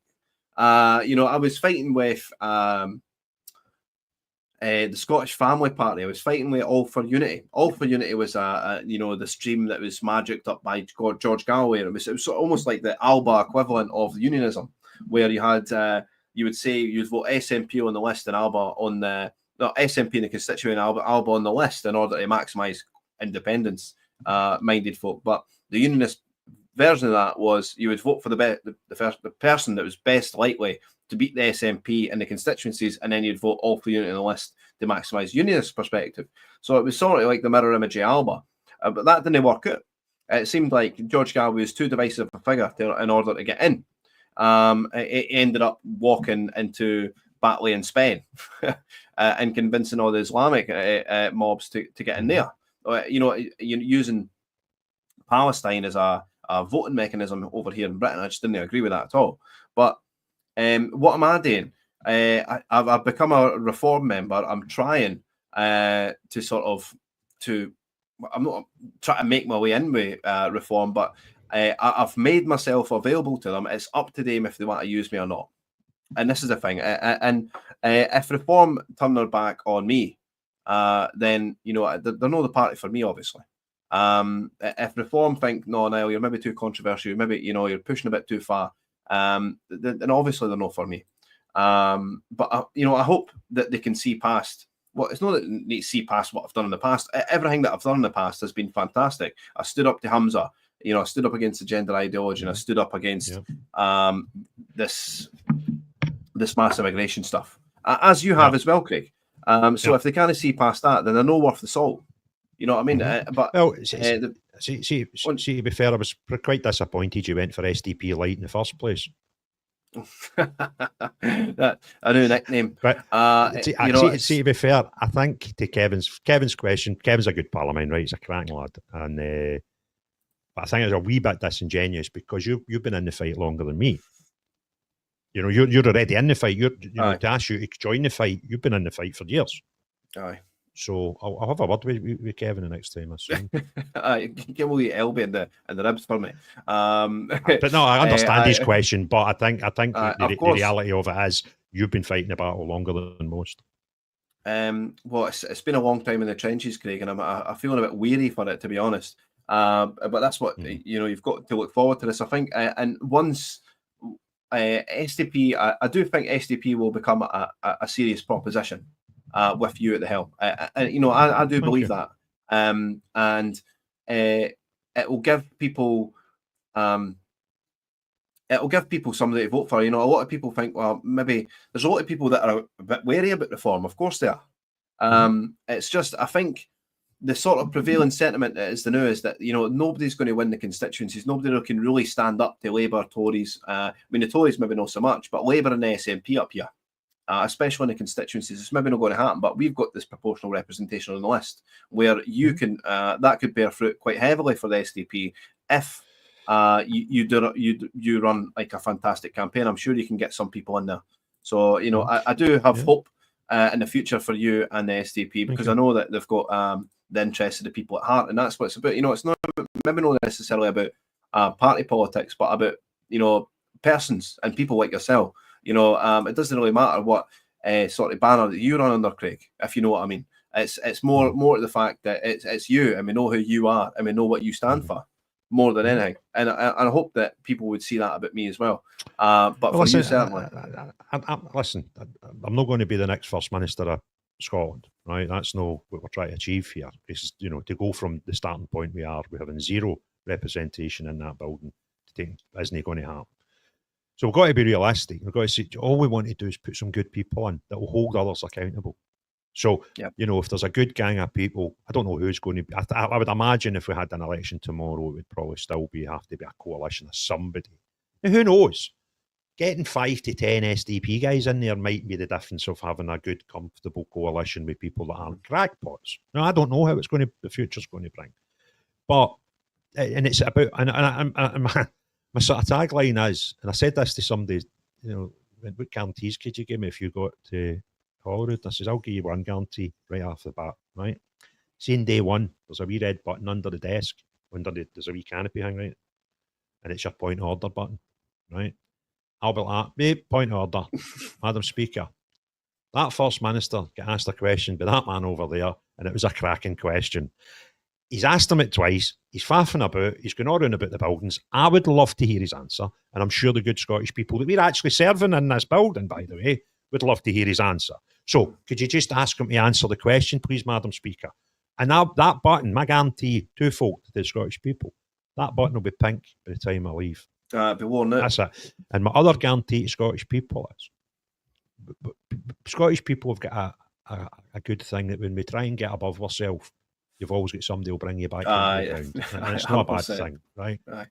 And I'll do two things. Simple things. I'll get 2 stickers and I'll write the same thing in both of them. Remember, you are there to serve the people. And one will go in my sun visor in my car. And the other one will go up to the top right-hand side of the monitor in my computer monitor in my office. So that every day for 5 years, if I'm lucky enough to go up there, that'll remind me. And I'm not there to represent just the people that voted for Big Houston. I'm not there to represent just the people in my constituency. Every day you're working life, you've got to remember you're there to represent all of them. We've got SNP MSPs that have actually said on public forums that there are certain people in the country that they will not represent. Yeah, that is absolutely deplorable. Yeah. So if you can go to your work each day for 5 years with that pledge to the people, I'll burn out that button and I'll look at that thing in my car and in my screen every day, and I'll do it. You can take that to the bank. Well, it would certainly make First Minister's questions on a Thursday rather watchable. You know what I mean? This is the thing. Like it's so stale and stagnant in our politics. Aye, what you get with me is what you see. That's that. I've not got an act. I've not got a mask. If I did, I would have asked for a refund already, right? And it's on it. People don't actually understand how important my integrity is to me. My integrity is more important to me than anybody else. You know, I'll worry about my integrity more than anybody else. And I've had opportunities in the past to make myself a richer person than I am today, and I've not done it. And I don't see that changing anytime soon. I'm at 51. If I was wanting to make a coin with brown envelopes, I would have done it long ago. I've been in industries where it was open seasons at times, and I've never, ever get involved in it. And I hold that's quite, paramount to me. And if people can look at me and take me in face value, they'll buy into that. And by the way, in 5 years, I'll make mistakes. I'll probably do things that I think maybe should have voted differently on that, X, Y, and Z. But 99 times out of 100, I'll get it right, and I'll work hard, and I'll be honest. And that in itself, regardless of your politics, that in itself is not something that we've got in great numbers up there just now. Well, I think that's a fantastic note to end on. And in all honesty, Craig, I wish you so much hope. I wish you so much, goodwill in the future. You and the STP, I really do, because I know you personally. I know you mean what you say, and you say what you mean, and that means more to me than what colour rosette you wear. And it's the same. You'll see. I'll support this person, that person, and even now and again, people for Alba, I'll be retweeting them as well, because there's sometimes that even a broken clock is right every now and again. Especially when it comes to the Grangemouth thing, when people, our national infrastructure is at stake here, and people have got a lot of things, a lot of massive points to make of it. But do you know the things it does man not in? See, when you watch First Minister's questions, it's like a bun fight at the zoo. I know. You go, you are actually meant to be the decision makers for our part of the UK.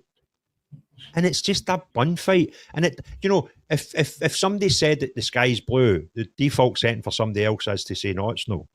And you're not going to get stuff done like that. We need to really just get the big boy pants on and the adults in the room. And when somebody does something wrong, have the ability to start ripping into them, right? That's got to be there. But you're like, seriously, mate, going to just discuss. You're meant to, it's called the debating chamber, if I might be wrong, right? But there isn't much debating done. There's a lot of nonsense and heckling. And it's, again, probably Westminster's actually worse. They start all their nonsense and the booze and all that, right? But we kind of need to get adults in the room. And I guarantee you, 5 years, right, we stop talking about the nonsense that we can't deal with. It cannot fail to make Scotland a better place. And there's nothing stopping us doing it, bar the crackpots are already there. So let's get them hunted, and let's get some sensible people in, and we'll do a head count. We'll leave our rosettes at the door on day one at school, right?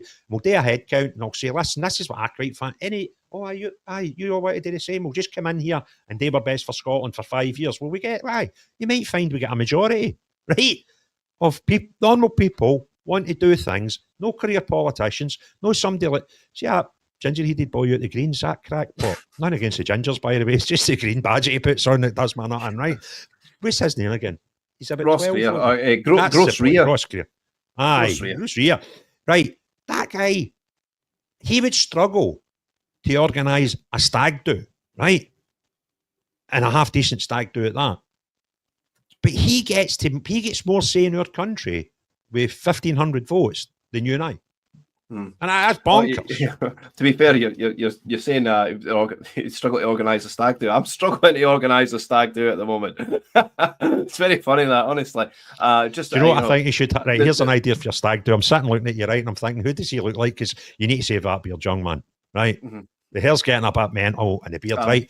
And you'll not even know what I'm talking about. But have a Flash Gordon themed stag do, right? And you go as Brian Blessed, the part he played in it, right? Google it. You'll not have a clue what I'm talking about, and you'll probably phone me tomorrow and swear at me for saying it. Well, I'll bring you along, and you can be Ming the Merciless. No, you've seen the movie, right? Apparently, well, what is it I get called as Celtic fans? Uncle Fester. So Uncle Fester to morph into Ming the Merciless probably isn't that much. It's 2 or 3 degrees, mate. I've not got much to go.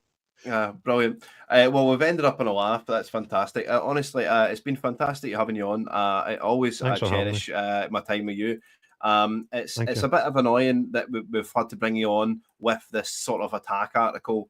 That's sort of.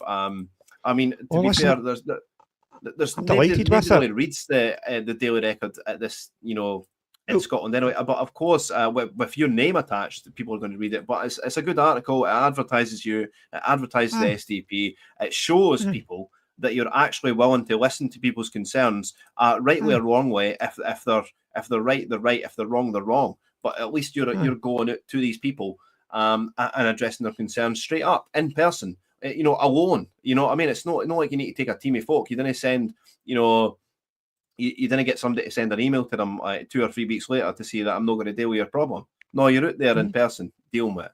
And that's what I think we need from our politicians in the future. And that's why we sort of look forward to people like you making it into Horrid. But we'll end it there, Craig. And thanks very much for joining us. You've been fantastic. I'm just looking forward to my viewership absolutely plummeting as soon as I take you off the screen. But I'll hate to deal with that. That's all right. Uncle Fester's left us. I doubt there's anyone on here that doesn't already subscribe to Craig. But if you don't, he's Craig Houston Talks to. Just type in Craig Houston YouTube and he'll pop up immediately. Over 50,000 subscribers on the route to 100,000. Makes cracking content, and he's on X at CH Talks 2. Or just type in Craig Houston, he'll pop up again first. So if you don't already, give him a follow, and that's including the Americans that are watching the now. But it's been a fantastic watch. I'm sure for a lot of people that maybe haven't seen Craig before, but even if you do, it's good to have him for this long form sort of talk and to see what Craig's about. But thanks again, Craig, and I'll bid you farewell, right?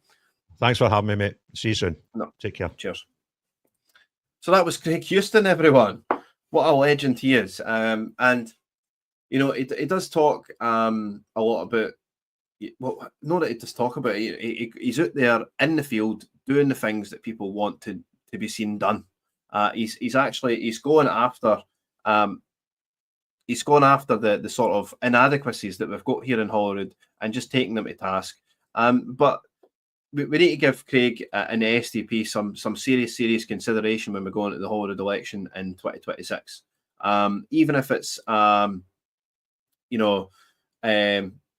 even if it's in voting against these other parties like Reform, or maybe you'll probably be torn between Craig and Reform, I think, or Craig's party and Reform when you're up here. That's what I think that people will be torn against.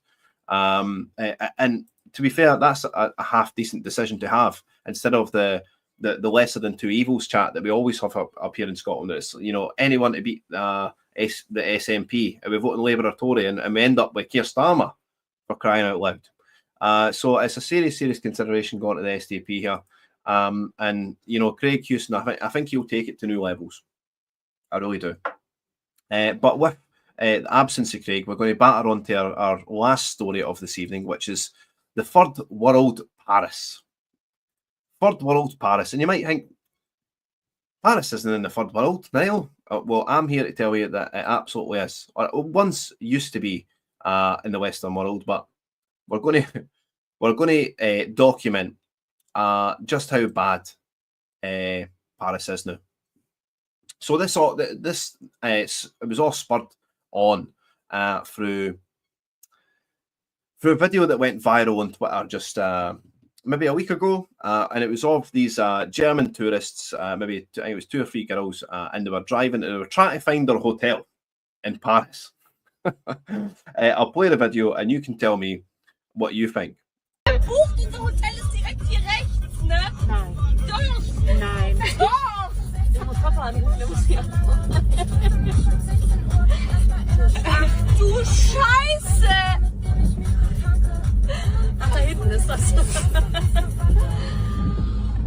Jenny! Ich bin geschockt! Wir können das noch umbuchen! Also ich habe da jetzt irgendwie auch keine Worte. Jenny! Machst du hier gebucht? Ich habe jetzt auch keine Worte. War hier Bürgerkrieg? Was ist denn los hier? You would just drive back out there. You'd reversing like you were in some sort of high-speed chase right out of that situation. But this is, Paris. We've got more videos to show you just how bad Paris has become. And I'll put this image up, and this image just tells you everything. This image just tells you everything you need to know about Paris. This is just on the outskirts. Look, I mean, can you imagine this? This is what mass immigration does. This is what happens when you flood your country full of sub-Saharan Africans. You end up with street markets, just a planky wid, and they're probably just going about and, you know, just killing animals and selling their meat right there in the open. A trolley. We've got these camps in the Champs-Elysees. I mean, Paris has just become such a sorry place. And I feel for the French. I really do feel for the French. It used to be what the city of romance, the city of love. You know, all these famous artists, Vincent van Gogh doing some of his best work in Paris. And yet it's been allowed to fall by the wayside. It's something colossal. Here's a man selling baguettes out a trolley, or I think he's actually toasting them on a trolley just alongside Eiffel Tower.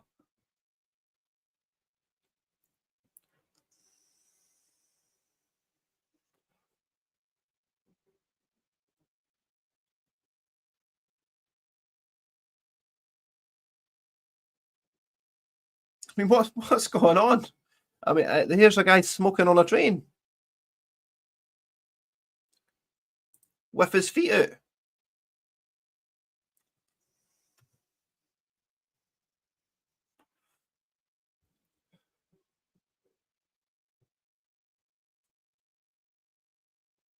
mean, it's just. I mean, there's no sound in these videos because I've scoured, you know, the internet for some of the worst clips of Paris. But then I did actually take some time today. I took maybe 20 minutes to edit a wee video. And here it is. It has got sound on it. It is a meme video. I'm sure you'll enjoy it. But this is what Paris, you know, what it used to look like, what it looks like now. And here's a wee short meme for you. 20 seconds.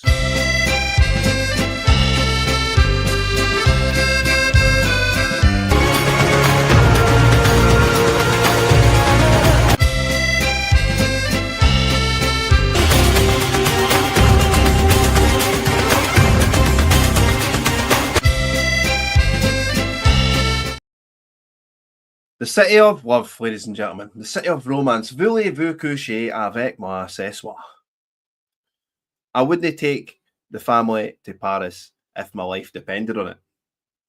You know, and I think this is what happens. This is it's a vision into the future of the Western world, if allowed this constant stream of migrants to land on our shores, to penetrate our society, to cause these crimes that are just absolutely outrageous. I can answer what's going on. France love to surrender. That's what they do. They've surrendered again to the migrants. They've raised the white flag. Come on in, migrants. And now they're allowing them to reach Calais and then reach us by proxy. You know, I always said that we are so lucky in Britain. We are so lucky that we're on an island. And it's a wee bit of a hassle for people to get on a boat and actually travel. Otherwise, if we were on mainland Western Europe, we would be in such a bad position here. We would be in a worse position now than ever before. We're lucky we've got a body of water in the way to act as a natural barrier for people arriving.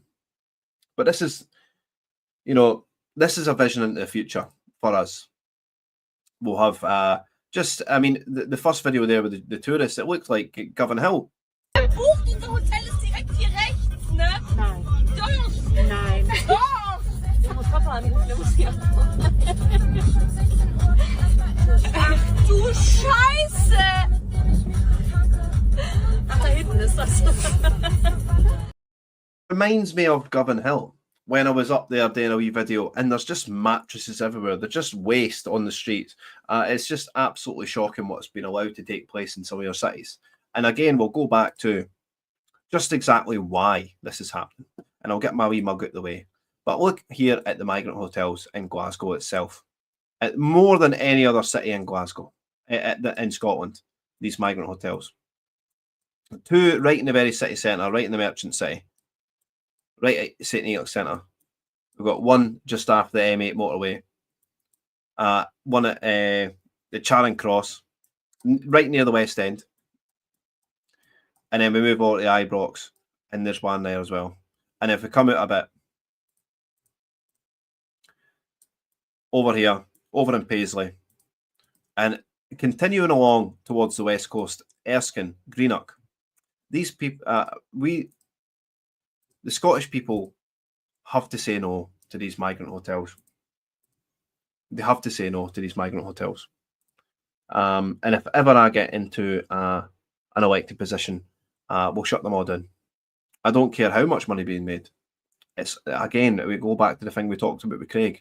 The sole priority, not the sole priority, but the number one priority of the First Minister should be the protection of his citizens. The number one priority of the Prime Minister should be the protection of citizens. And we didn't want, I mean, if you want to look at England, oh my God. Oh my God. You didn't want to look at England. But they're making their way up. They're making their way up. But England is absolutely swamped. And no wonder there's billionaires being created. There's so many of these hotels that it's actually becoming a bit of a joke. But we've got billionaires being created. We've got the tourism industries impacted on this. And this is what we will look like. We will look like third world Paris and ever so shortly. When are we going to hold a demo now? Well, this is a long sort of thing. Is we're trying to work out what to do it on, Susan. I mean, I've already landed on what I think we should do it on, and it's these hotels. I think we could probably muster.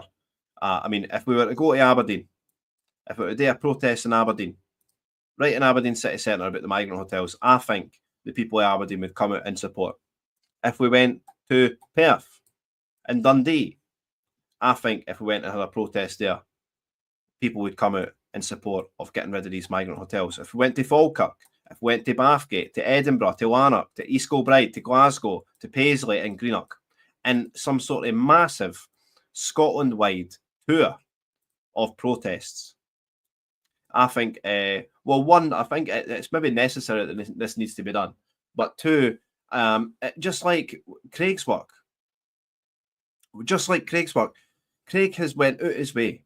He's spent his own money. He's got in the car. He's physically travelled over to find out what's happening at this what was thought to be going to be a care home turned migrant hotel.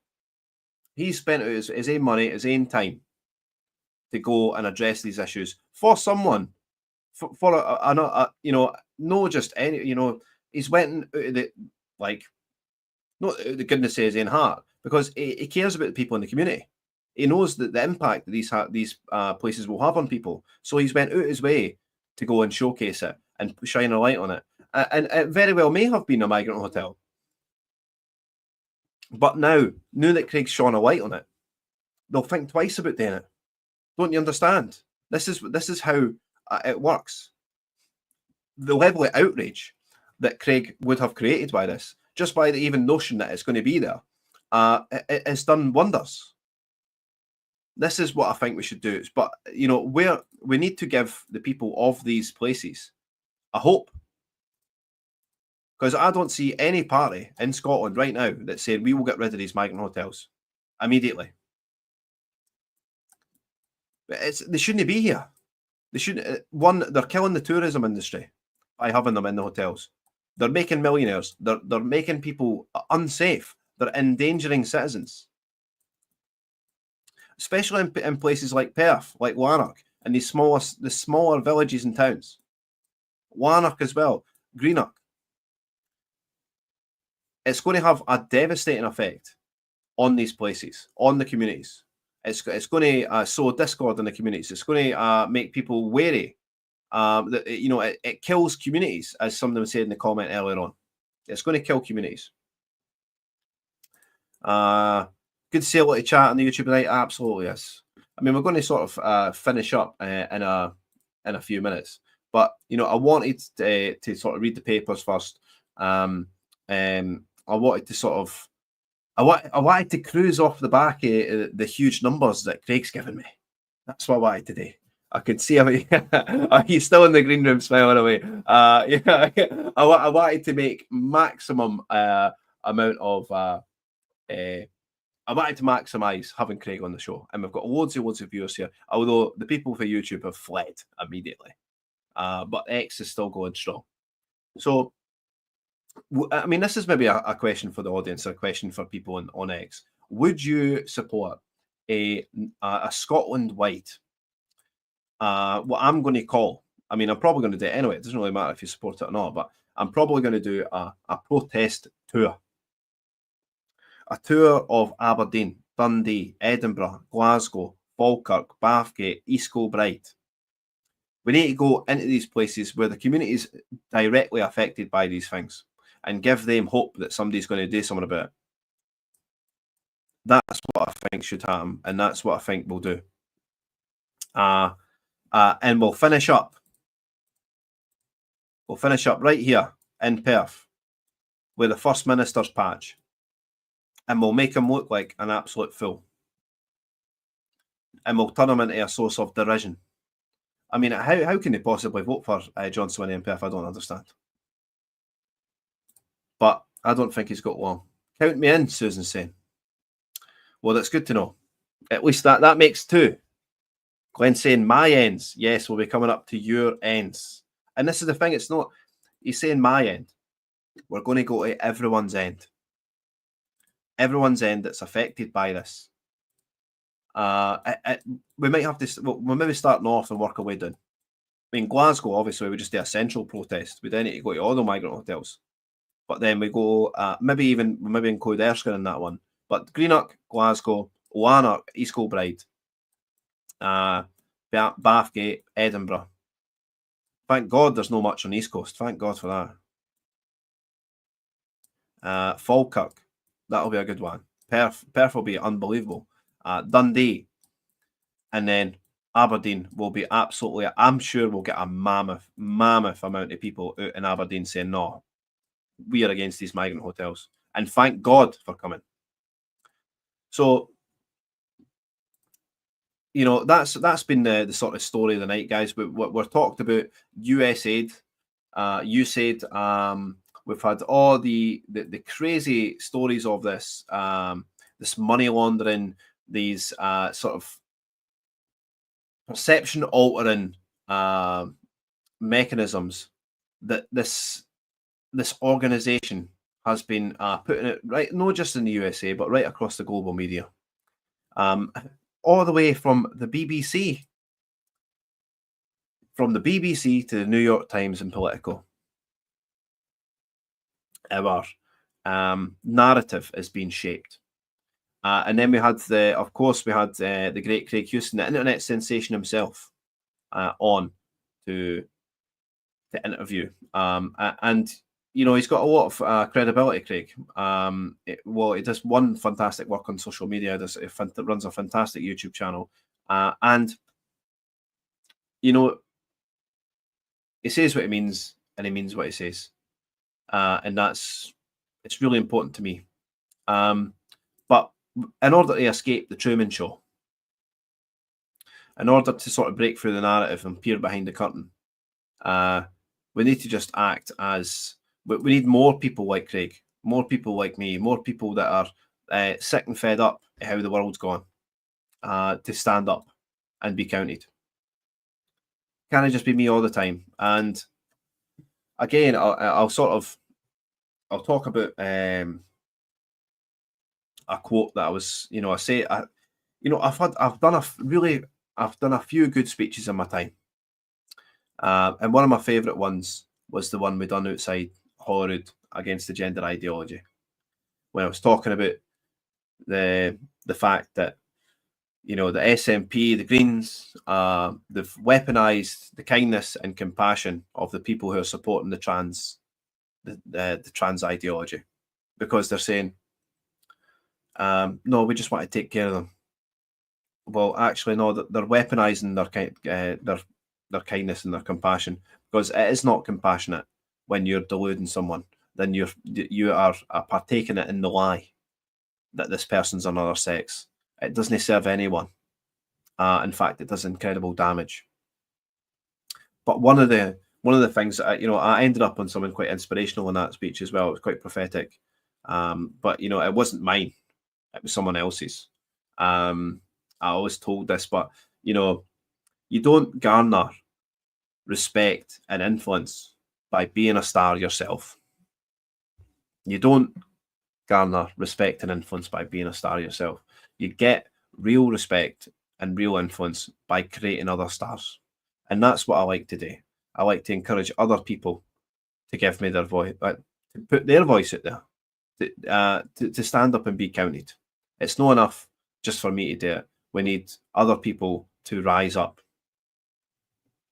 And that'll be how Scotland is brought back from the brink.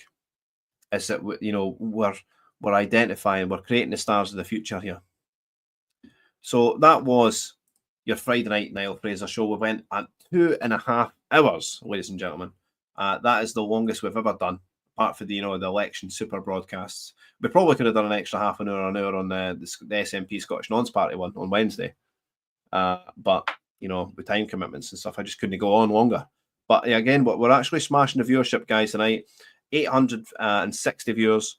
Almost, we're going to eclipse 1,000 one of these days. If you do want to do me a favour, you can, just before we finish up and get to the papers, you can support me on the coffee. Keep me in the beans. Coffee.com/NiallFraser8. But if you didn't want to give me money, totally understand. The best thing you can do is subscribe to me on YouTube. That tells me that you're following what I'm doing. You want kept up to date. Maybe you want to join one of these protests that I'm doing. Maybe you want to come along. Maybe you want notified when it's going to be. Well, join me on, follow me on X if you don't already. Get on my YouTube, because I'm starting to premiere videos there half an hour or an hour before anywhere else, just to sort of get people migrating over for X so I can sort of grow YouTube.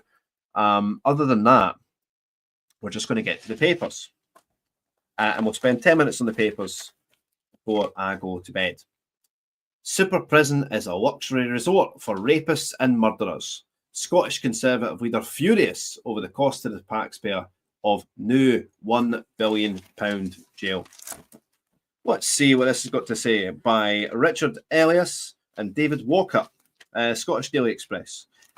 Scotland's £1 billion super prison has been called a luxury resort for rapists and murderers in a scathing attack on the project. Russell Finlay's brutal assessment of the plans will come in 10 times. 10 times what? Coming 10 times over budget and 3 years late. Following public outrage at the costing of construction yesterday, the leader of the Scottish Conservatives outlined some of the features which the new jail in Glasgow will have. Just 24 hours earlier, the Justice Secretary, Angela Constance, God, she's the worst person you'll ever come across. She's like a career politician. She's done nothing. She's done nothing at all previous to her Justice Secretary. And they shuffle these people about like they can be shuffled. They've not got any expertise that apparently they can do anything. But 1 minute they'll be Health Secretary, next minute they'll be Justice Secretary, next minute they'll be the Drugs Minister. Well, Angela Constance, purple-haired Angela Constance, was the Drugs Minister once upon a time. And I was at a recovery walk in Perth where we threw 1,100 roses into the River Tay to represent the people that have been lost to addiction and alcohol that year. And she stood up at the rally and says, we're going to do something about it. Well, actually, we've done nothing. And then she was shuffled out of that ministership. But then what's happened in the interim? We've got a safe consumption room. It's not a safe consumption room. It's a shooting gallery. And it shouldn't be there. And, you know, it serves no one, this shooting gallery, this legal shooting gallery. In fact, the only thing it'll do is inspire drug dealers to move closer to the facility. And it's actually in the Scottish Government's interest if drug dealers move into that area, because then it'll prop up their numbers and it'll justify them having the place open in the first place. It's a shocking facility. It really is. So just in 24 hours earlier, Justice Secretary Angela Constance had confirmed the staggering rise in the price of the prison, Mr. Finlay pulled no punches as he slammed John Swinney's during First Minister's questions in Horrid. The new prison, HMP Glasgow, will be located a mile and a half from the current Barlinnie, which is due to close after 143 years. Wow. Mr. Finlay told MSPs, instead of building a high-security prison to lock up rapists and murderers, John Swinney thinks he's building either a luxury resort or a nature reserve. The Justice Secretary said it will be based around small communities living together and supporting each other. There will be an orchard of fruit trees. There will be a beautiful landscape gardens, planting beds, polytunnels, amphitheatre-like steps.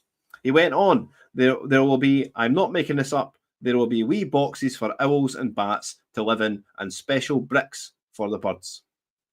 And the SNP expects hard-working Scottish taxpayers to pay for their nonsense. Surely we need some common sense by building a prison at minimum cost to taxpayers, not maximum benefit to prisoners. Absolutely spot on, Russell. And Russell's sort of coming into his own he's coming into his own with the leadership of the Tories. He got off to a rocky start. If I was to advise Russell Finlay, myself, I would tell him to ditch his actual advisor, Bateman, because Bateman is holding him back. Bateman doesn't know what he's doing. And Bateman is going to be, well, Bateman has presided over the absolute tanking of the Scottish Tories. The Scottish Tories should be in. It should be in the most strongest position that they've ever been in. The Scottish Tories, en masse, I mean, with a few exceptions, have voted against the SNP's wackadoodle policies. The GRR, they were basically the only party that voted en masse against it, with the exception of Jamie Green, Jackson Carlaw, and Sandesh Gulham, the doctor who should know better.